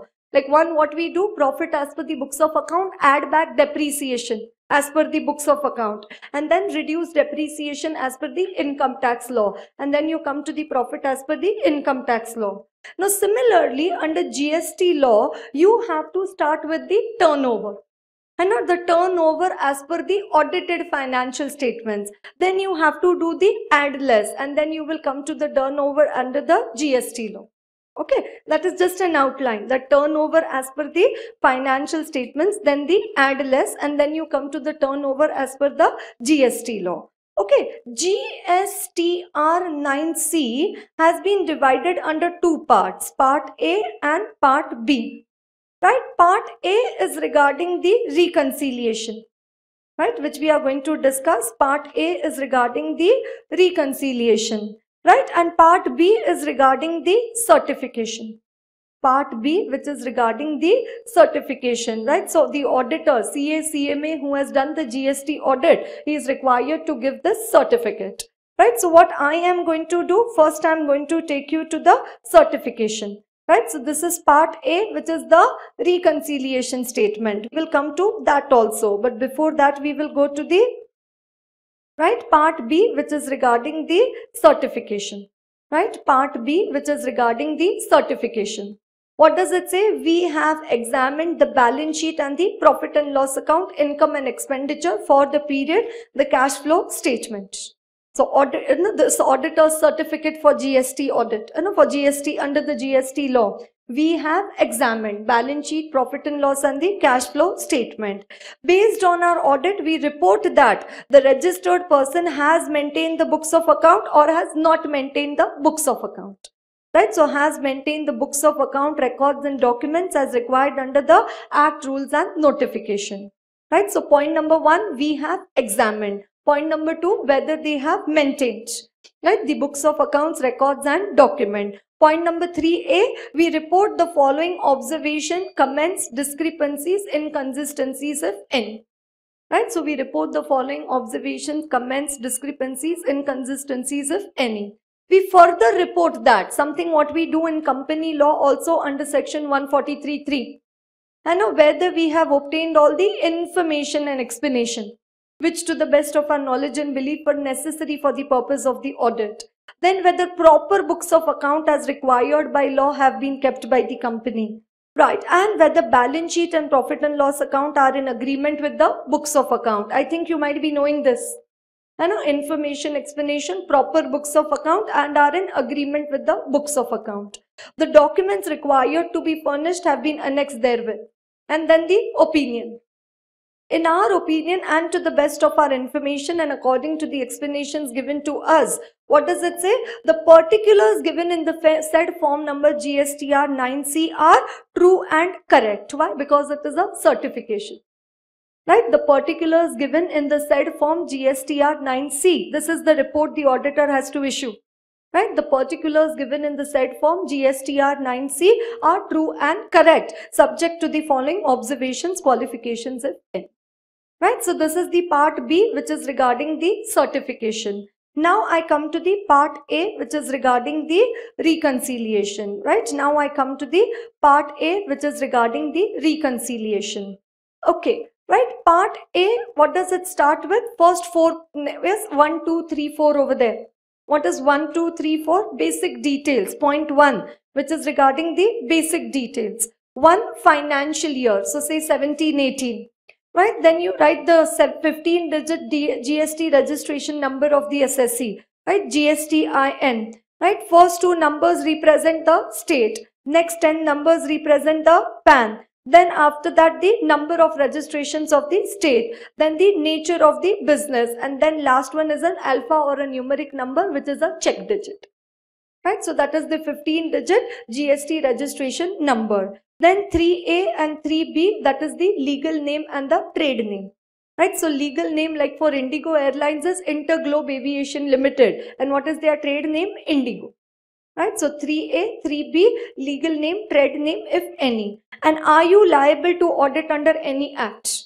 Right, so say the registered person may be liable to tax audit, he may be liable to company audit. So are they liable to audit under any act? Right, so that is point 1, basic details. What are the basic details? Financial year, registration number, legal name, trade name, and are you liable to audit under any other act? Part 2 is the reconciliation of the turnover declared in the audited financial statements with the turnover declared in the annual return. Right, so everywhere we compare whatever number comes over here with the number which has been filed in the GSTR 9. And whenever there is a difference, you have to give the reason. Right, turnover as per the whatever calculations are done under GSTR 9C, turnover which has already been declared in GSTR 9. and then the difference and the reason. Right, so now turnover as per the audited financial statements. What is my starting point? The annual turnover as per the, right, turnover as per the audited financial statements. Right, to this I will add. Okay, now you know that as per AS9 revenue recognition, say at the year end on 31st of March, some contracts of the company are in process, like generally for software companies, right? Say 30% of the contract has been completed, right? But 70% is yet to be completed and the billing is to be done. The invoice is to be raised when 100% of the contract is completed. But as on 31st of March, there is an unbilled revenue. As on 31st of March, there is an unbilled revenue. Now, on this unbilled revenue, has GST been paid? Unbilled revenue at the end of the financial year, has the GST been paid? No, invoice is only not raised. When will it be paid? In the next year, whenever it is completed, and then the invoice will be raised. But has it been included in the turnover as per the financial statements? Has it been included in the turnover as per the financial statements? Yes. So what does it say? Unbilled revenue at the beginning of the financial year, add. Because that whatever was at the beginning of the financial year, for that the GST, the invoice will be raised in the current year and the GST would be paid. So that you need to add. And unbilled revenue at the end of the financial year, you need to less. Right? So what did I tell you? 5B. Unbilled revenue at the, right, unbilled revenue at the beginning of the financial year, at unbilled revenue. They'll ask you questions in the exam, no? Turnover is given as per financial statements, calculate the turnover as per the GST law. Right, so unbilled revenue at the beginning of the financial year, at, and unbilled revenue at the, right, unbilled revenue at the end of the financial year, less. Then what does it say? Unadjusted advances. Next one. Unadjusted advances at the end of the financial year, add. Why? Because it's an advance. So obviously GST would have already been paid on that in the current year. And unadjusted advances at the beginning of the financial year, less. Unadjusted advances at the beginning of the financial year, less. Okay, what is the expectation? What are they saying over there? Unbilled revenue of beginning of financial year, 5B. Right? Unbilled revenue at the beginning of the financial year, 5B. At the end of the financial year, 5H. They say serial number 5, clause B, clause H. Right. Then unadjusted advances at the end of the financial year, 5C. Unadjusted advances at the end of the financial year, 5C. And at the beginning of the financial year, that is 5I.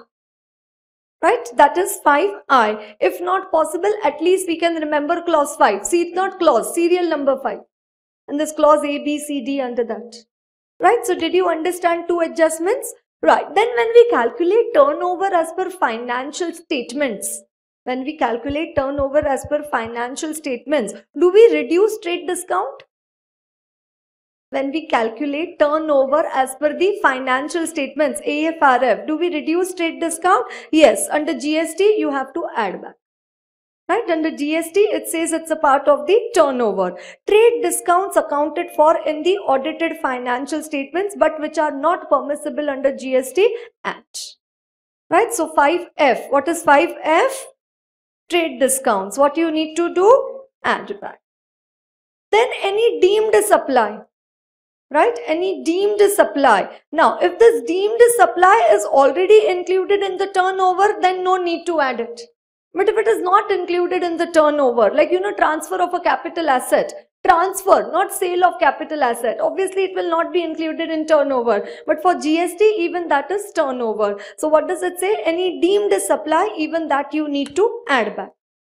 right? Any deemed supply, even that is required to be added back. So now pay attention. Then any credit notes issued after the end of the financial year, again add back. So 5 things you need to add back to 5A. What is 5A? Turnover as per the audited financial statements. What are the 5 things which you will add? Unbilled revenue at the beginning of the financial year, unadjusted advances at the end of the financial year, deemed supply, credit notes, and the trade discount. Right? So 5 things you need to add.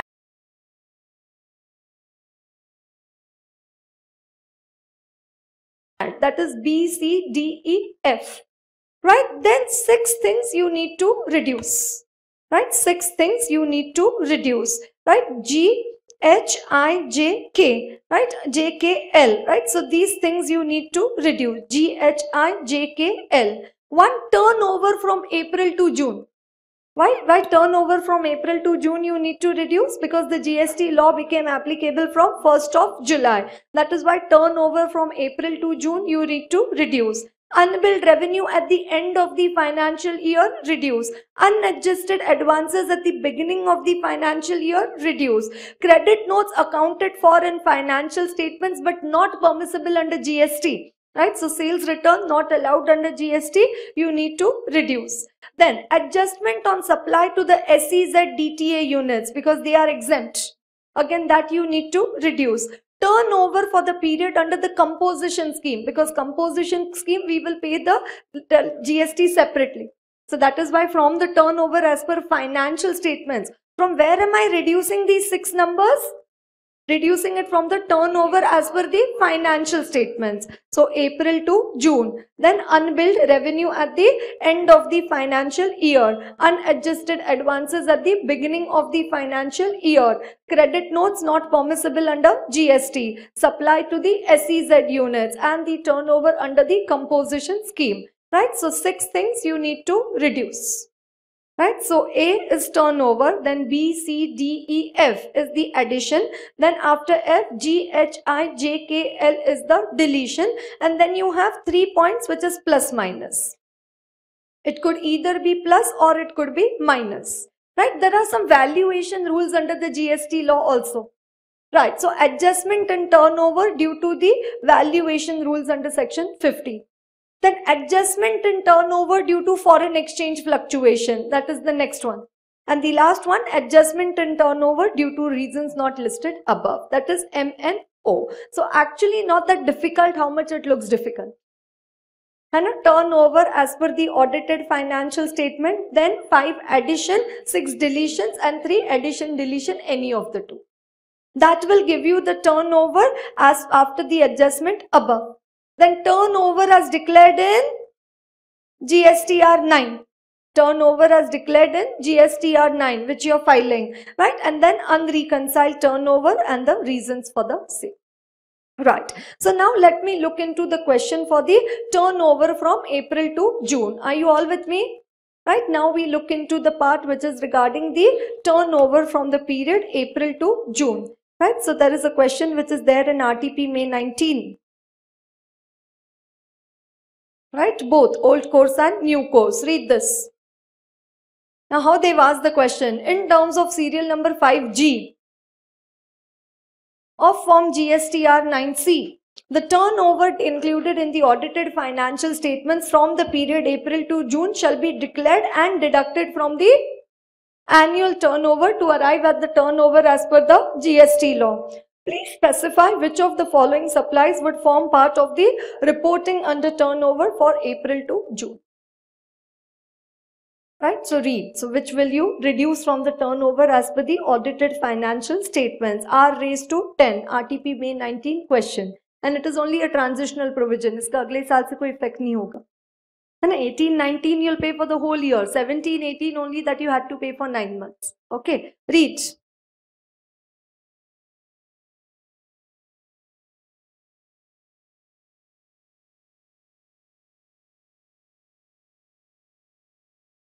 Right, question number 19, no?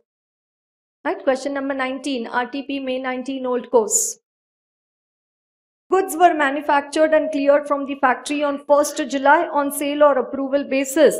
The goods were not approved by the recipient and returned back on the, returned back on 25th of December. Right, when were they returned back? On 25th of December.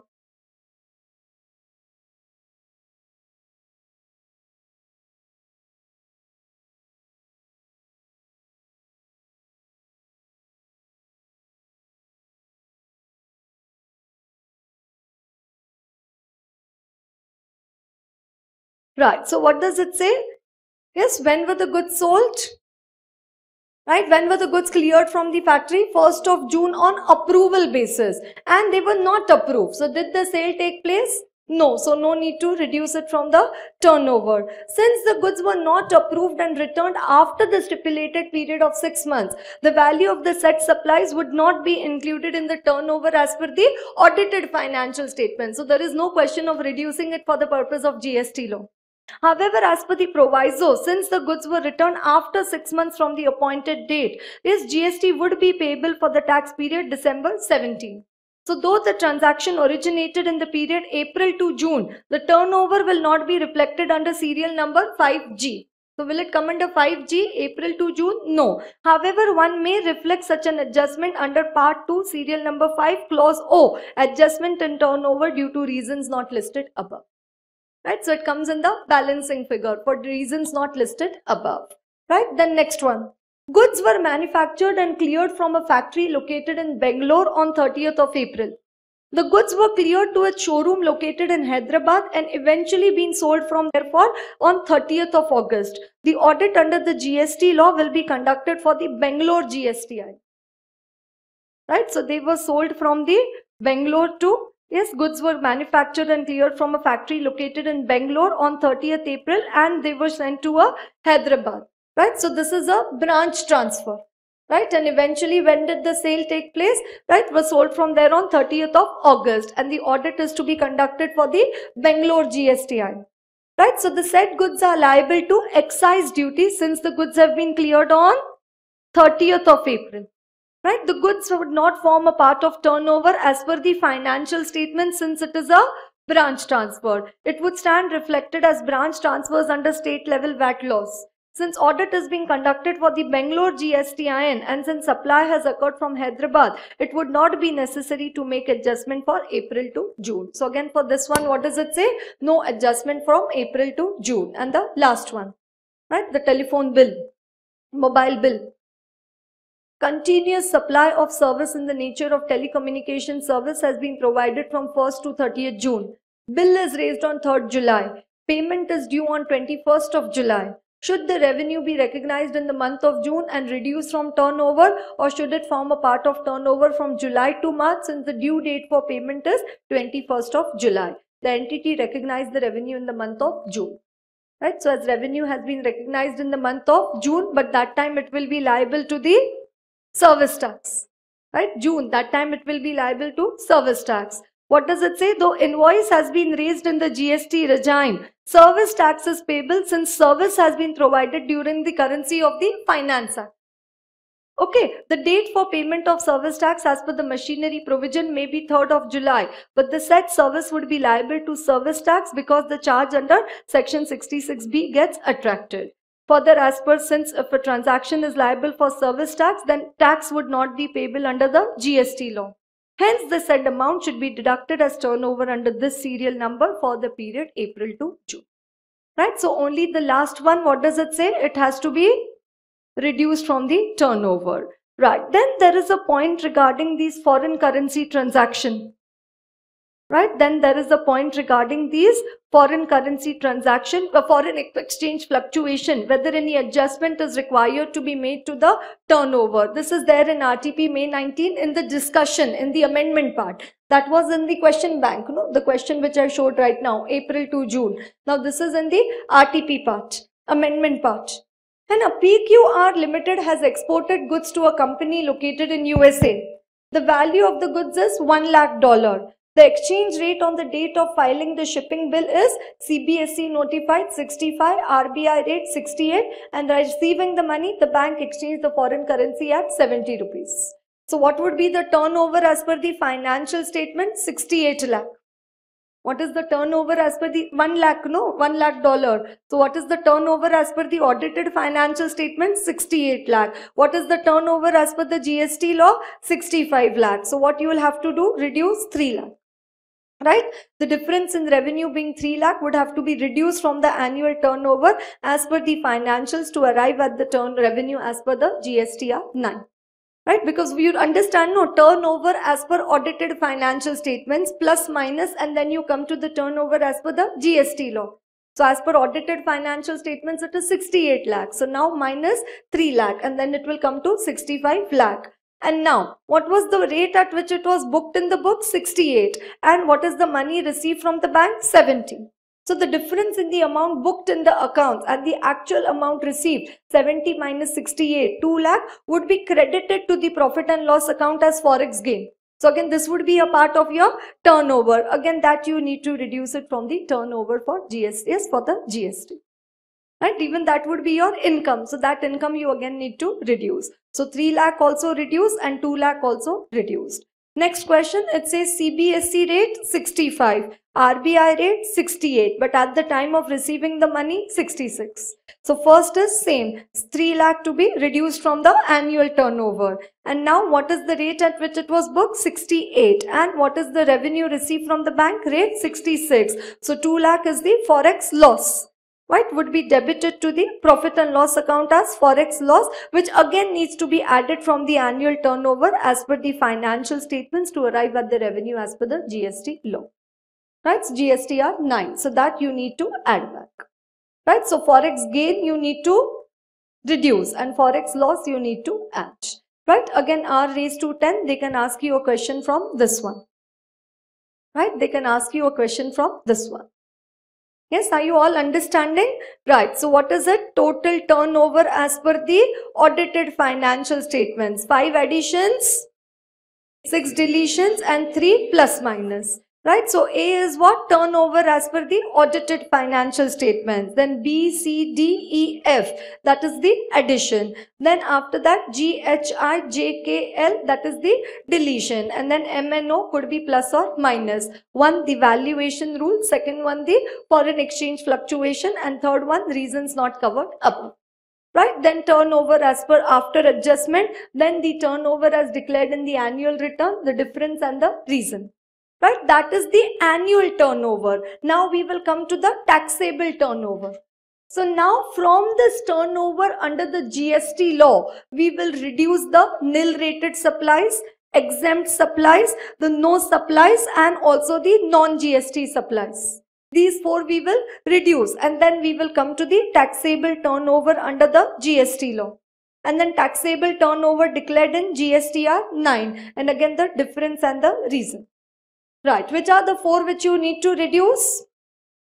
Right, no supplies, nil rated supplies, exempt supplies and the non-GST supplies. Right, so let us see the examples for those also.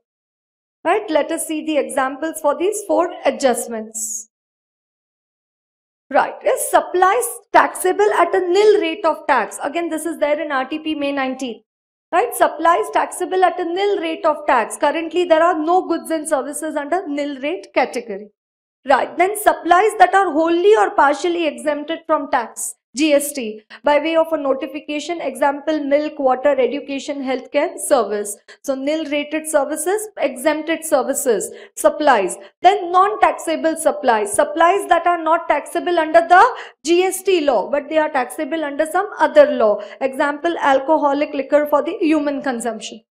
Right, so non-taxable supplies and no supplies. Right, whereas it is not considered to be a supply under the GST law, right, neither a supply or of goods nor a supply of services, sale of land or completed building, right, actionable claims other than lottery betting and gambling. Right, what are the examples they have given? Consultation fees received by the hospital, exempted supply. Diagnostic services provided by the hospital, again exempted supply. So total turnover as per GST law minus this. And minus the consultation fee, diagnostic services, excess petrol available with the hospital sold to a related party, non-GST supply, and land sold by the hospital, again no supply.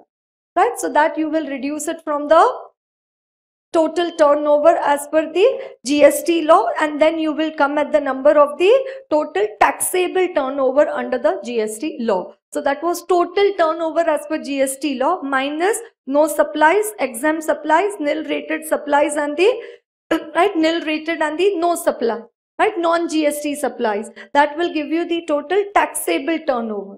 Right, then taxable turnover, on the basis of taxable turnover, now reconciliation of tax paid. So now already what number do we have? Taxable turnover. So depending upon the rate which is applicable, 5%, 12, 18, 28, 3%, and whether it is CGST, SGST, IGST, and the cess which is payable. Right, you will calculate what is the tax which is to be paid as per the taxable turnover which has been calculated above. Then tax paid as per GSTR 9. Right, so total amount to be paid as per above, and then tax paid as per GSTR 9. And again the difference and the reasons. Right, again the difference and the reasons, and the additional amount payable but not paid, now to be paid through cash. Right, so what was point 1? The basic details. Are you getting what is point 1? Basic details. Then point B, the reconciliation of point 2, the reconciliation of the turnover. 3, reconciliation of the tax paid. Now 4 is going to be the reconciliation of the ITC. Right, the reconciliation of the ITC. Right, so again the ITC as per the audited financial statements. Then that is which is to be claimed in the current year, add. Which is to be claimed in the subsequent years, less. ITC as per the financial statements. Then that which is to be claimed in the current year, add. That which is to be claimed in the subsequent financial years, less. That will give you the ITC. Right? Then ITC claimed in the annual return. Then difference and the reason. Same thing everywhere. You calculate a number, you compare it with the number under GSTR 9, then the difference and the reasons. Right, and then the reconciliation of the ITC declared in the annual return and the ITC availed on the expenses as per the audited financial statement. So now one item of expenditure has been picked up. And that purchases, what is the value amount of total ITC and which is eligible for ITC availed. Right, so rent, royalty, employee cost, conveyance, bank, entertainment, right, total amount of ITC availed and ITC claimed in the annual return, again the difference and the reasons, and tax payable on the unreconciled ITC. Right, this is all point number 4. And then you have the last one, auditors recommend, point 5, the auditor's recommendation on the additional liability due to non-reconciliation. Right, so part 1, basic details, right? Then part 2, turnover. Part 3, right, regarding the reconciliation of the tax paid. Part 4, the ITC claimed. And part 5, the auditor's recommendation on the additional liability due to non-reconciliation. So the description, value, this central charges, the CGST, SGST, UTGST, integrated tax, GST, and the cess if applicable. And it also talks about the input tax credit, the interest, late fee, penalty, any other amount for supplies not included in annual return, erroneous refund to be paid back, outstanding demands to be settled, and others. Please specify. Right? So though it looks very scary, it's not that scary. You understand? No, you can get an overview. Yes, you can get an overview of what they are talking. Mainly in the exam, I expect a question from the part 2, which is regarding the reconciliation. So what you do, you try to remember 5 additions, 6 deletions, and the 3 plus minus. Right? You try to remember those points. That all comes under serial number 5. Right? That all comes under the serial number 5. And right now, this paper, document which I've opened over here, this is the original form GSTR 9C. And so what you can do, it's a good idea to study from this original GSTR 9C, and then what you can do, read the content over here and see the explanation which is given in RTP May 19. And you read the content over here. Okay, B is what? Unbilled revenue at the beginning of financial year, and then they've given some explanation over there that you can go through. Right? But this should be your control sheet. Right? It's easy to study from this one, and even at the end of this reconciliation, please don't talk. Right? Even at the end of this reconciliation, they have given some very simple explanation. If 5A may, what will come? And turnover as per audited financial statements. 5B may, unbilled revenue and the basis of the accrual system. Right? At the end, beginning of the financial year. 5C, value of all advances. 5D, 5E. Right? So here also they have given simple one, no? Right? A more easier explanation of what comes under each of these points. Right, so that is regarding the GST audit, right? So we finished our discussion regarding the tax audit and also the GST audit. Okay, right, so now let us just quickly scan through all the other amendments which are there in the RTP. Right, so if I go to the RTP, it starts with SA 299, right, which is regarding the joint audit. Already November 18, they've asked a question regarding joint audit. Right, the standard has been revised, now called as the joint audit of financial statements. Right, how should the joint auditors divide the work? Mutual discussion, right, division of audit areas and also the common audit areas. And once they have done the division of work, they need to prepare a work allocation document. Right, to avoid any dispute or confusion among the joint auditors, or to avoid any dispute or confusion between the joint auditors and the client. Right, even though if it is a joint audit, there is more than one auditor doing the audit, common engagement letter, common representation letter. Common engagement letter to be issued and common representation letter to be obtained. And there is one question which we expect in the exam not asked so far. As SA 299, the factors to be considered in the development of the joint audit plan. Right? The factors to be considered in the development of the joint audit plan. And these points have been borrowed from SA 300 only. And 300 is regarding planning and audit of financial statements. Right? R raised to 10, SA 299. Factors to be considered in the development of the joint audit plan. Should one member of the engagement team of each of the joint auditors should be involved in preparing the joint audit plan? Should one member from each of the engagement team from each of the joint audit firms should be involved in preparing the joint audit plan? Yes. And what are the factors to be considered? One, the reporting objectives and scope. One factor to be considered, the reporting objectives and scope, that why this audit is being performed and what is the scope, what is the period, what are the financial statements. Then also the joint auditors need to apply their professional judgment as to which areas significant effort is required to be put by the members of the engagement team. Risk-based audit approach, no putting equal amount of effort for doing audit of all areas. So professional judgment, which areas significant effort. Then while preparing the joint audit plan, they should also consider the results of the preliminary engagement activities which we undertake as per SA 300. The results of the PEA, that is the preliminary engagement activities. And also the nature, timing and extent of the resources required to perform the engagement. That how many articles, how many qualified, how many newly qualified CAs, how many seniors are required on this assignment. Right? So the nature, timing and extent of the resources required to perform the engagement. Right? Factors to be considered in the development of the joint audit plan. Right, then what are those areas where the joint auditors are jointly and severally responsible? All-time favorite question of the institute. Old course also, new course also, old standard also, in the revised standard also. What are the areas where the joint auditors are jointly and severally responsible? One, for work which is not divided. Second, deciding upon the nature, timing and extent of the audit procedure. Execution is the responsibility of the respective joint auditor. But deciding upon the nature, timing and extent of the audit procedures. Matter relating to all the joint auditors brought to the attention by one of the joint auditor. Again, jointly and severally responsible. Whether financial statements comply with the requirements of the statute.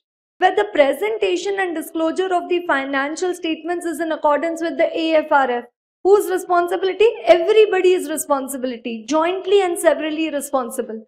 Whether the auditor's report issued is in accordance with the standards and the pronouncements and the laws and regulation, again jointly and severally responsible. And obtaining information and explanation from the management, again for that they are going to be jointly and severally responsible.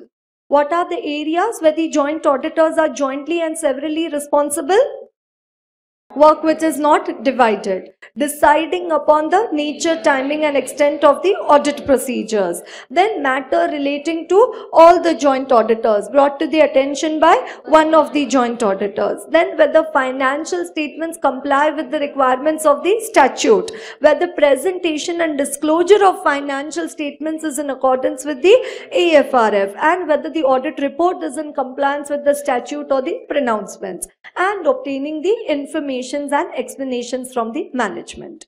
Generally, the joint auditors agree upon a common report to be issued.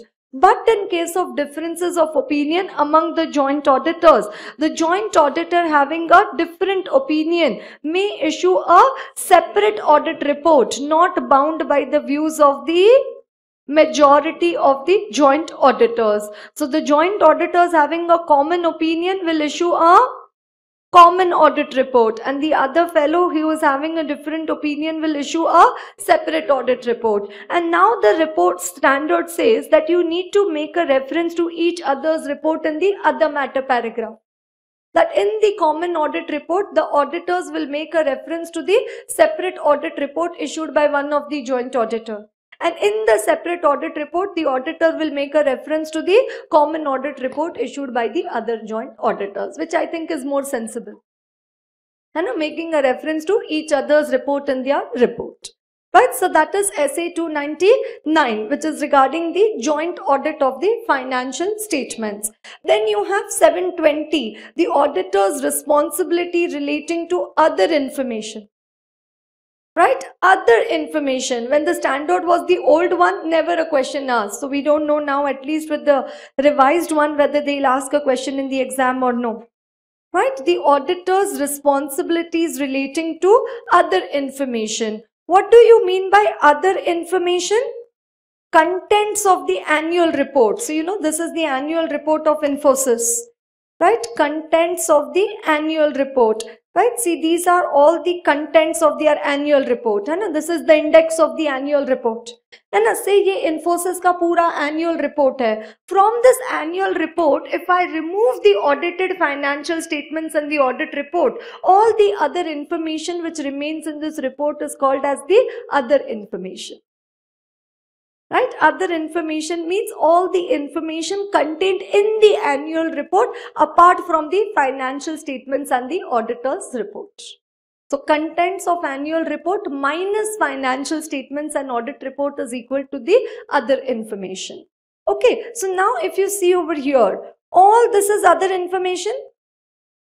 Right, all this which I am showing to you. Okay, even this is other information. And some charts have been given by them.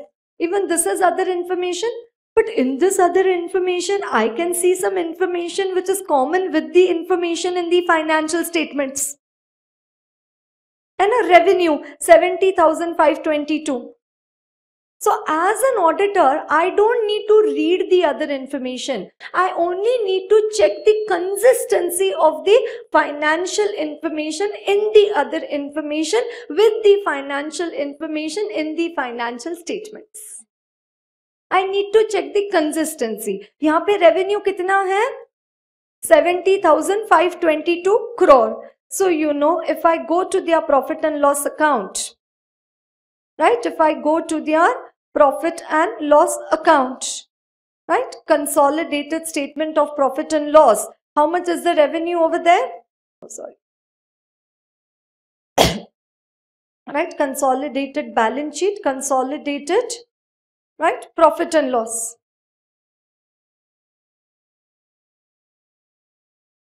Right? Consolidated profit and loss. And how much is the revenue for the year over there? 70,522 crore. This is what is required to be checked by in the standard. Okay, now preference. So that is what the standard says. Auditor, you should read and consider the other information. Preferably, auditor, when would you read and consider the other information?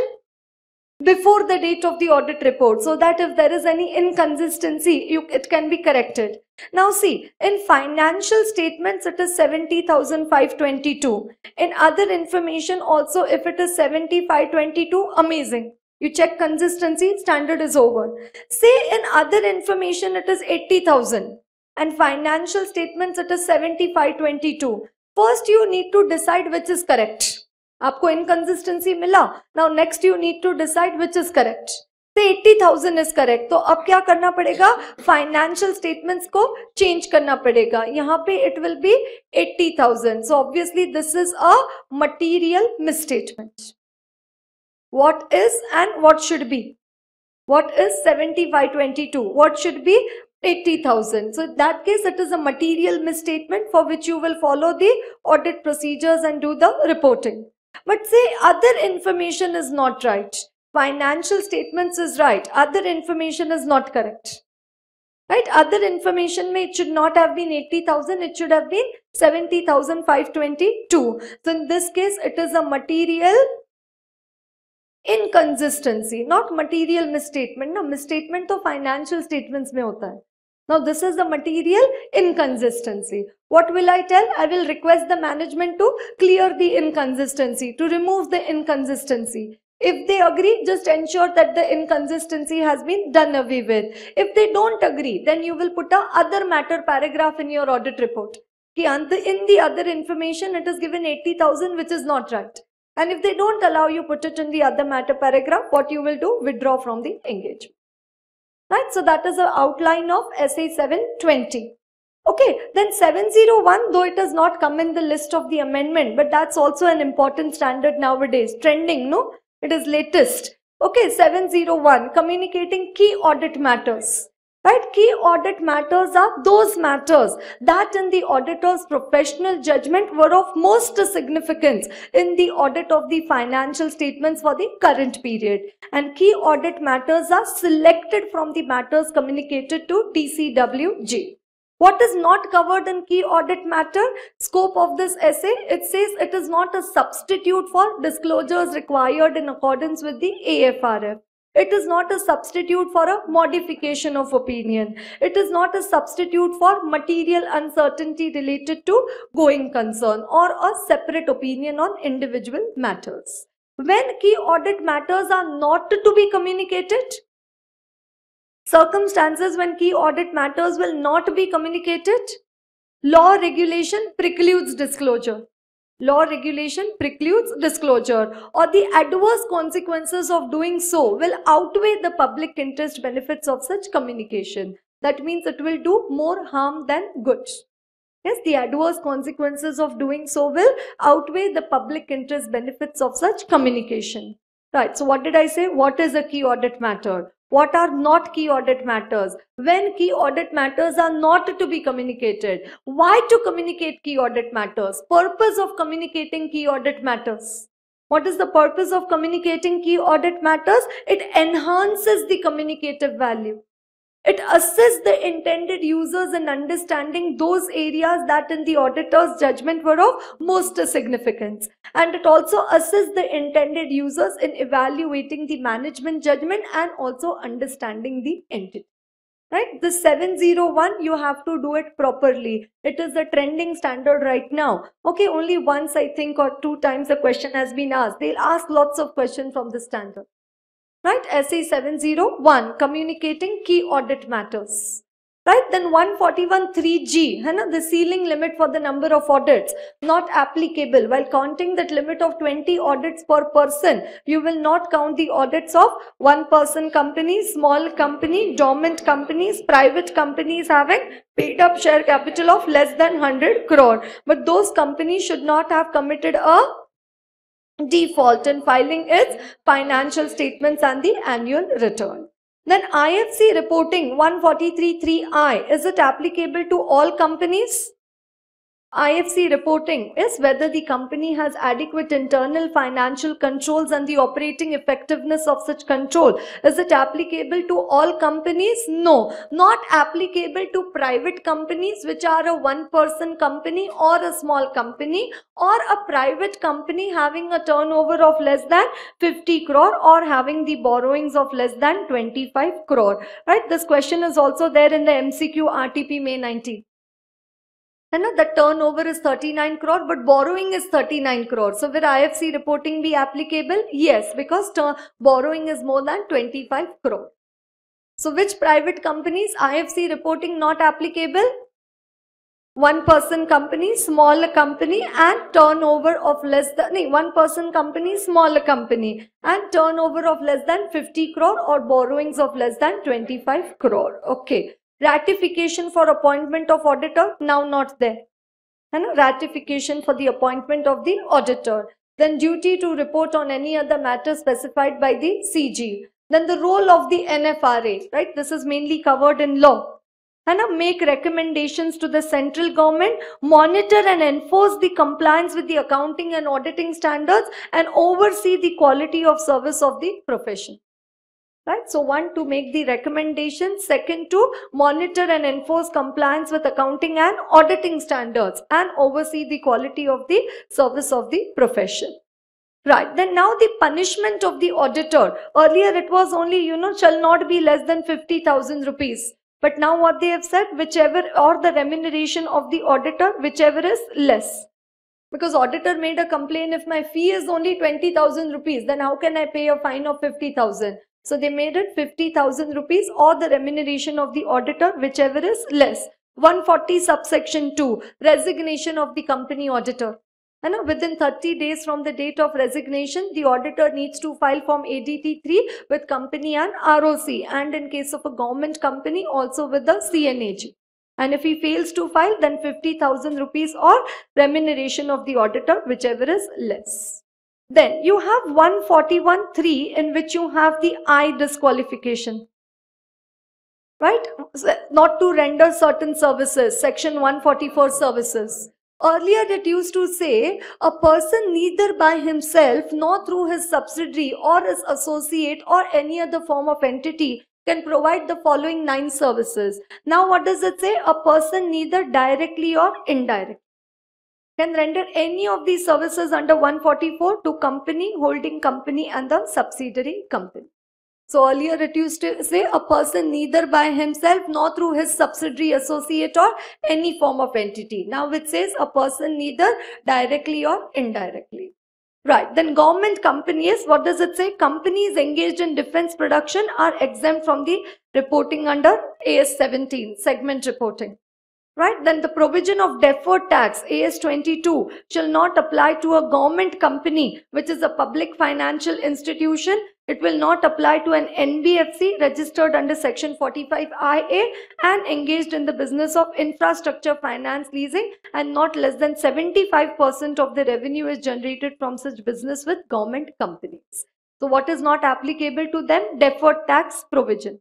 Right. AS 22. Right, and in AS 12, not applicable. 1 to the public, yes, not apply to a government company which is a, not applicable to a government company which is a public financial institution. Then second, not applicable to a non-banking financial company registered with the RBI and a company engaged in the business of infrastructure finance leasing, and more than 75% revenue is with the government companies. Right, then they have given the Schedule 3. NBFC is also now Schedule 3 applicable. Right, normal companies, how is their balance sheet bifurcation? Asset side, non-current assets and current assets. For NBFCs, it is going to be non-financial and financial. You understand? For normal companies, how do you show? Asset and the right, the assets, non-current assets and the current assets. For NBFCs, it is going to be non-financial and the financial. We'll see more points of that. Right, now IFC over financial reporting is referred to as internal financial controls with reference to financial statements. Right, then the reopening of accounts, they can direct the company to keep for books longer than a period of 8 years. Right. Then what does it say? Right of access by the auditor of a holding company to access the books of account is now also extended to the associates. Right? So the parent company auditor, he can access the books of account of the subsidiary. He can also access the books of accounts of the associate. Then rotation of company auditor. Right? What does it say? Listed companies always applicable. Unlisted public companies having paid up share capital of more than or equal to 10 crore, or all private companies having paid up share capital of more than or equal to 50 crore. Earlier it was 20 crore, no? Now it is 50 crore. Or all companies having borrowings or deposits of more than or equal to 50 crore. Earlier it was 10, 20, 50. Now it is 10, 50, 50. Is that clear? Right. Then 147. And a punishment for contravention. If you don't comply with 139 to 146, and a 139 appointment of company auditor, 140 removal of company auditor, any of those, what does it say? Punishment. If an auditor of a company contravenes any of the provisions of section 139, 143 is what? The powers and duties of the company auditor. 144, auditor not to render certain services. 145, auditor to sign the audit report. Then what shall be the punishment? With fine which shall not be less than 25,000 rupees, which may extend to 5 lakh rupees or 4 times the remuneration of the auditor, whichever is less. तो ये नया डाला है ना? पहले क्या था? 25,000 to 5 lakh. Now what does it say? Or 4 times the remuneration of the auditor, whichever is less. And if it is, what does it say? Knowingly, intentionally, with an intention to deceive the company, then 50,000 to 25 lakh rupees or 8 times the remuneration of the auditor, whichever is less. Right? So 50,000 to 25 lakh, here 4 times, and here it is 8 times the remuneration of the auditor, whichever is less. Right? So this 4 times, 8 times is a new thing. Right. Then convicted, then it says also to the pay damages to the creditors of the company also. Right? Required to pay the damages to the creditors of the company also. Under civil liabilities, now the third exception has been added over there. These 2 exceptions were already there from before. Right? No person shall be liable if he withdrew his consent before registration of the prospectus, or he gave a reasonable public notice after the issue of the prospectus. Now they've added a third one over there. Had reasonable ground to believe and did up to the time of the issue of the prospectus believe that he was competent to make it, and the said person has given the consent. You understand? So this is the third exception added to the first one, damages for negligence. Right? Damages for negligence. तो बाकी पूरा content वो ही है, सिर्फ एक third exception add हो गया है. Reasonable ground to believe and did up to the time of issue of the prospectus believe. And punishment for fraud. है ना? Under section 448, what does it say?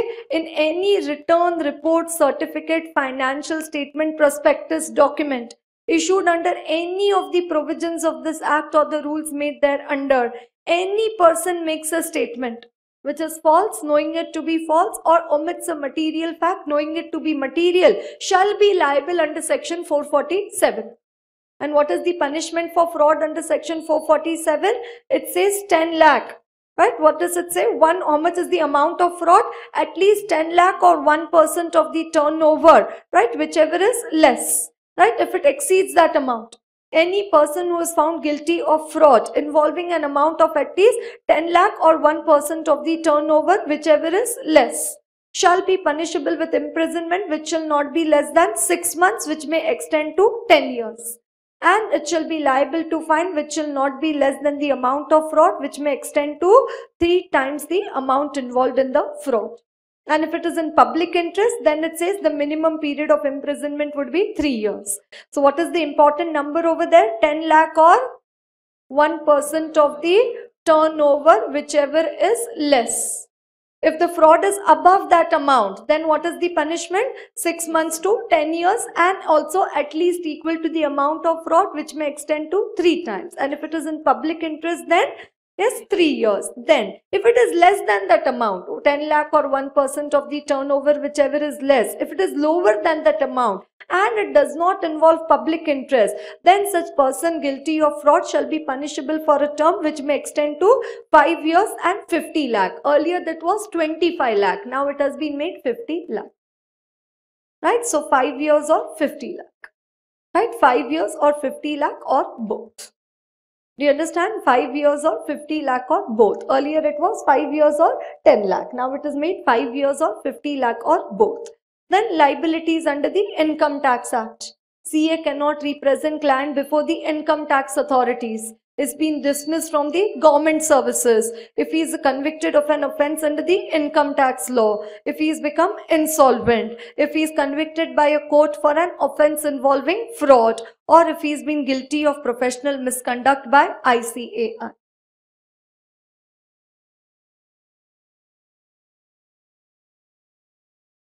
Right? He cannot represent the client before the tax authorities. Right? Then 278, if he induces his client to submit the false documents to the income tax authorities. Right? Induces his client to submit any documents which are false. Right? Any account, statement, declaration relating to income chargeable to tax which is false. If he induces or helps his client to submit any false documents to the income tax authorities, he would have committed an offense. Right? So you know that your boss in office has all types of receipts with him. And all types of receipts ready, for filing the income tax return. Right? So what does it say? If he induces or abates matlab helps his client to file the false documents with the income tax authorities. What is the punishment? It says willfully attempted to be evaded 25,000 rupees with rigorous imprisonment for a term which shall not be less than 6 months, which may extend to 7 years and with fine. Right. Rule 12A, when the client is representing when the CA is representing the client before the income assessing officer, he gives any false information relating to the client. Right? He gives any false information relating to the client. Either knows or believes to be false or untrue. Right? So false information to the assessing officer. So 288 is what? CA not to represent client before tax authorities. 278 induces the client to submit false documents to the income tax authority. Rule 12A, he is giving false information regarding the client to the assessing officer. Right? When he is representing the client before the income tax authority. And under section 271J, if any accountant, merchant, banker, registered valuer furnishes any incorrect information in any report or certificate, he has to pay a penalty of 10,000 rupees for each such incorrect report or certificate. Right? So furnishes any incorrect information in any report or certificate, it says 10,000 rupees for each incorrect report or certificate. Right? 271J has been lately added. ये पहले से ही थे 288, 278, Rule 12A. What has been added is section 271J. Right? SEBI LODR. है ना? Applicability of LODR regulation. उस list में सिर्फ ये एक add हो गया है. Security receipts. Which companies need to comply with SEBI LODR? Listed companies. But listed what? Listed any of the following on the stock exchange. है ना? Security specified, non-convertible debt securities, non-convertible redeemable preference share, perpetual debt instrument, perpetual non-cumulative preference share, Indian depository receipts, securitized debt instruments, units issued by mutual fund, any other securities as may be specified by the board. What was not there in that list before? Security receipts added with effect from September 6, 2018. So, listed entities have to comply with SEBI LODR, but listed what? Not only share. It says non-convertible debt securities, Indian depository receipts, securitized debt instrument, security receipts, units issued by mutual fund or any other securities as may be specified by the board. Question not asked so far. है ना? पहले भी नहीं पूछा और अब उसमें थोड़ा सा amendment है, एक security receipts. Right? So again there is a possibility that a question could be up. Okay. Audit committee under section 177. Right? Section 177, in the functions of the audit committee, now they say they could take an omnibus approval for related party transaction. And sometimes the transaction can be entered without approval, but then it is to be ratified by the audit committee within 3 months. And it is also wideable at the option of the audit committee. In case any transaction involving an amount not exceeding 1 crore is entered into by a director or an officer of the company without obtaining the approval of the audit committee, and if it is not ratified within 3 months. So it has to be. So first you enter into a transaction with related party less than 1 crore, and then later it can be approved within 3 months. But if it is not approved within 3 months, such transaction shall be voidable at the option of the audit committee. Right? And if the transaction is with a related party, any loss suffered by the company has to be recovered. Right? These provisions shall not apply to a transaction other than a transaction between between a holding company and the wholly owned subsidiary company. Right? So one, they talk about the omnibus approval can be taken, and second, that the transaction entered first less than 1 crore and it has to be ratified within 3 months. Right? So that is section 177, audit committee. Then audit of NBFCs. Now this is sitting in the RTP, I think, for last 4-5 attempts. Already question has been asked so many times in the exam. And NBFC audit report directions. NBFC audit report directions divided under 5 parts: A, B, C, D and E. A part is applicable for all NBFCs. We'll see it from here. A part is applicable for all NBFCs. What the auditor needs to report: whether a certificate of registration has been obtained. If it is already registered, then whether it continues to hold a certificate of registration, and whether it has complied with the net owned funds requirement. Right? Whether the NBFC has complied with the net owned fund requirement. Part A is applicable to all NBFCs. How many parts in the NBFC audit report direction? 5 parts. Right? NBFC audit report direction. A part applicable to all NBFCs, whether it has obtained a certificate of registration, whether it continues to hold a certificate of registration, and whether it has complied with the net owned fund requirement. Then next one, applicable for those NBFCs which are accepting deposits from the public. In the exam, question has been asked. And when they ask you NBFC audit report for NBFC accepting deposits, you have to write A also and you have to write B also. Why? Because A is applicable for all NBFCs. So even though if they ask you for NBFC accepting deposits, you have to write the A part also and then you write down the B part. That one, whether the deposits are within the limits. Have they exceeded the limits? Then whether the credit rating of the NBFC is in force. Whether the NBFC has complied with the capital adequacy ratio requirement and the capital to risk asset ratio requirement. Whether there is violation of the direction. Whether there is any default in the repayment of the deposits. Whether it has complied with the liquid asset requirement. Then whether it has complied with the prudential norm. Right? Then and the return on deposits and the return on prudential norm and any branches of NBFCs opened or closed during the year. So all these 12 points is the B part. What is the B part? NBFC accepting deposits. Then C part is for NBFCs not accepting deposits. Even this has been asked as a question in one of your exams. Right? So for NBFCs not accepting deposits, what does it say? Board resolution. Then in spite of it being a non-deposit accepting NBFC, have they accepted deposits? Have they complied with the prudential norm? Right? Capital adequacy ratio, capital to risk asset ratio, and correctly classified as an NBFC microfinance institution. Right? Correctly classified as an NBFC microfinance institution. And D part, when no certificate of registration is required to be obtained. Right? And then after that you have the obligations of the auditor to submit an exception report to RBI. Even this has been asked as a question in the exam. Right? So when the answers to any of the above is unfavorable or qualified, A, B, C, D, anything is unfavorable or qualified, or in the opinion of the auditor, the company has not complied with the provisions of Chapter 3B, NBFC acceptance of public deposit direction, NBFC non-systemically important non-deposit taking company direction, and also the deposit accepting direction 2016. right? So that is the obligations of the auditor to submit an exception report to RBI. Then the format of the financial statements, right? The format for the preparation of the financial statements by the NBFCs. Okay, this one is an important question. Difference between Ind AS other than NBFC and Ind AS NBFC.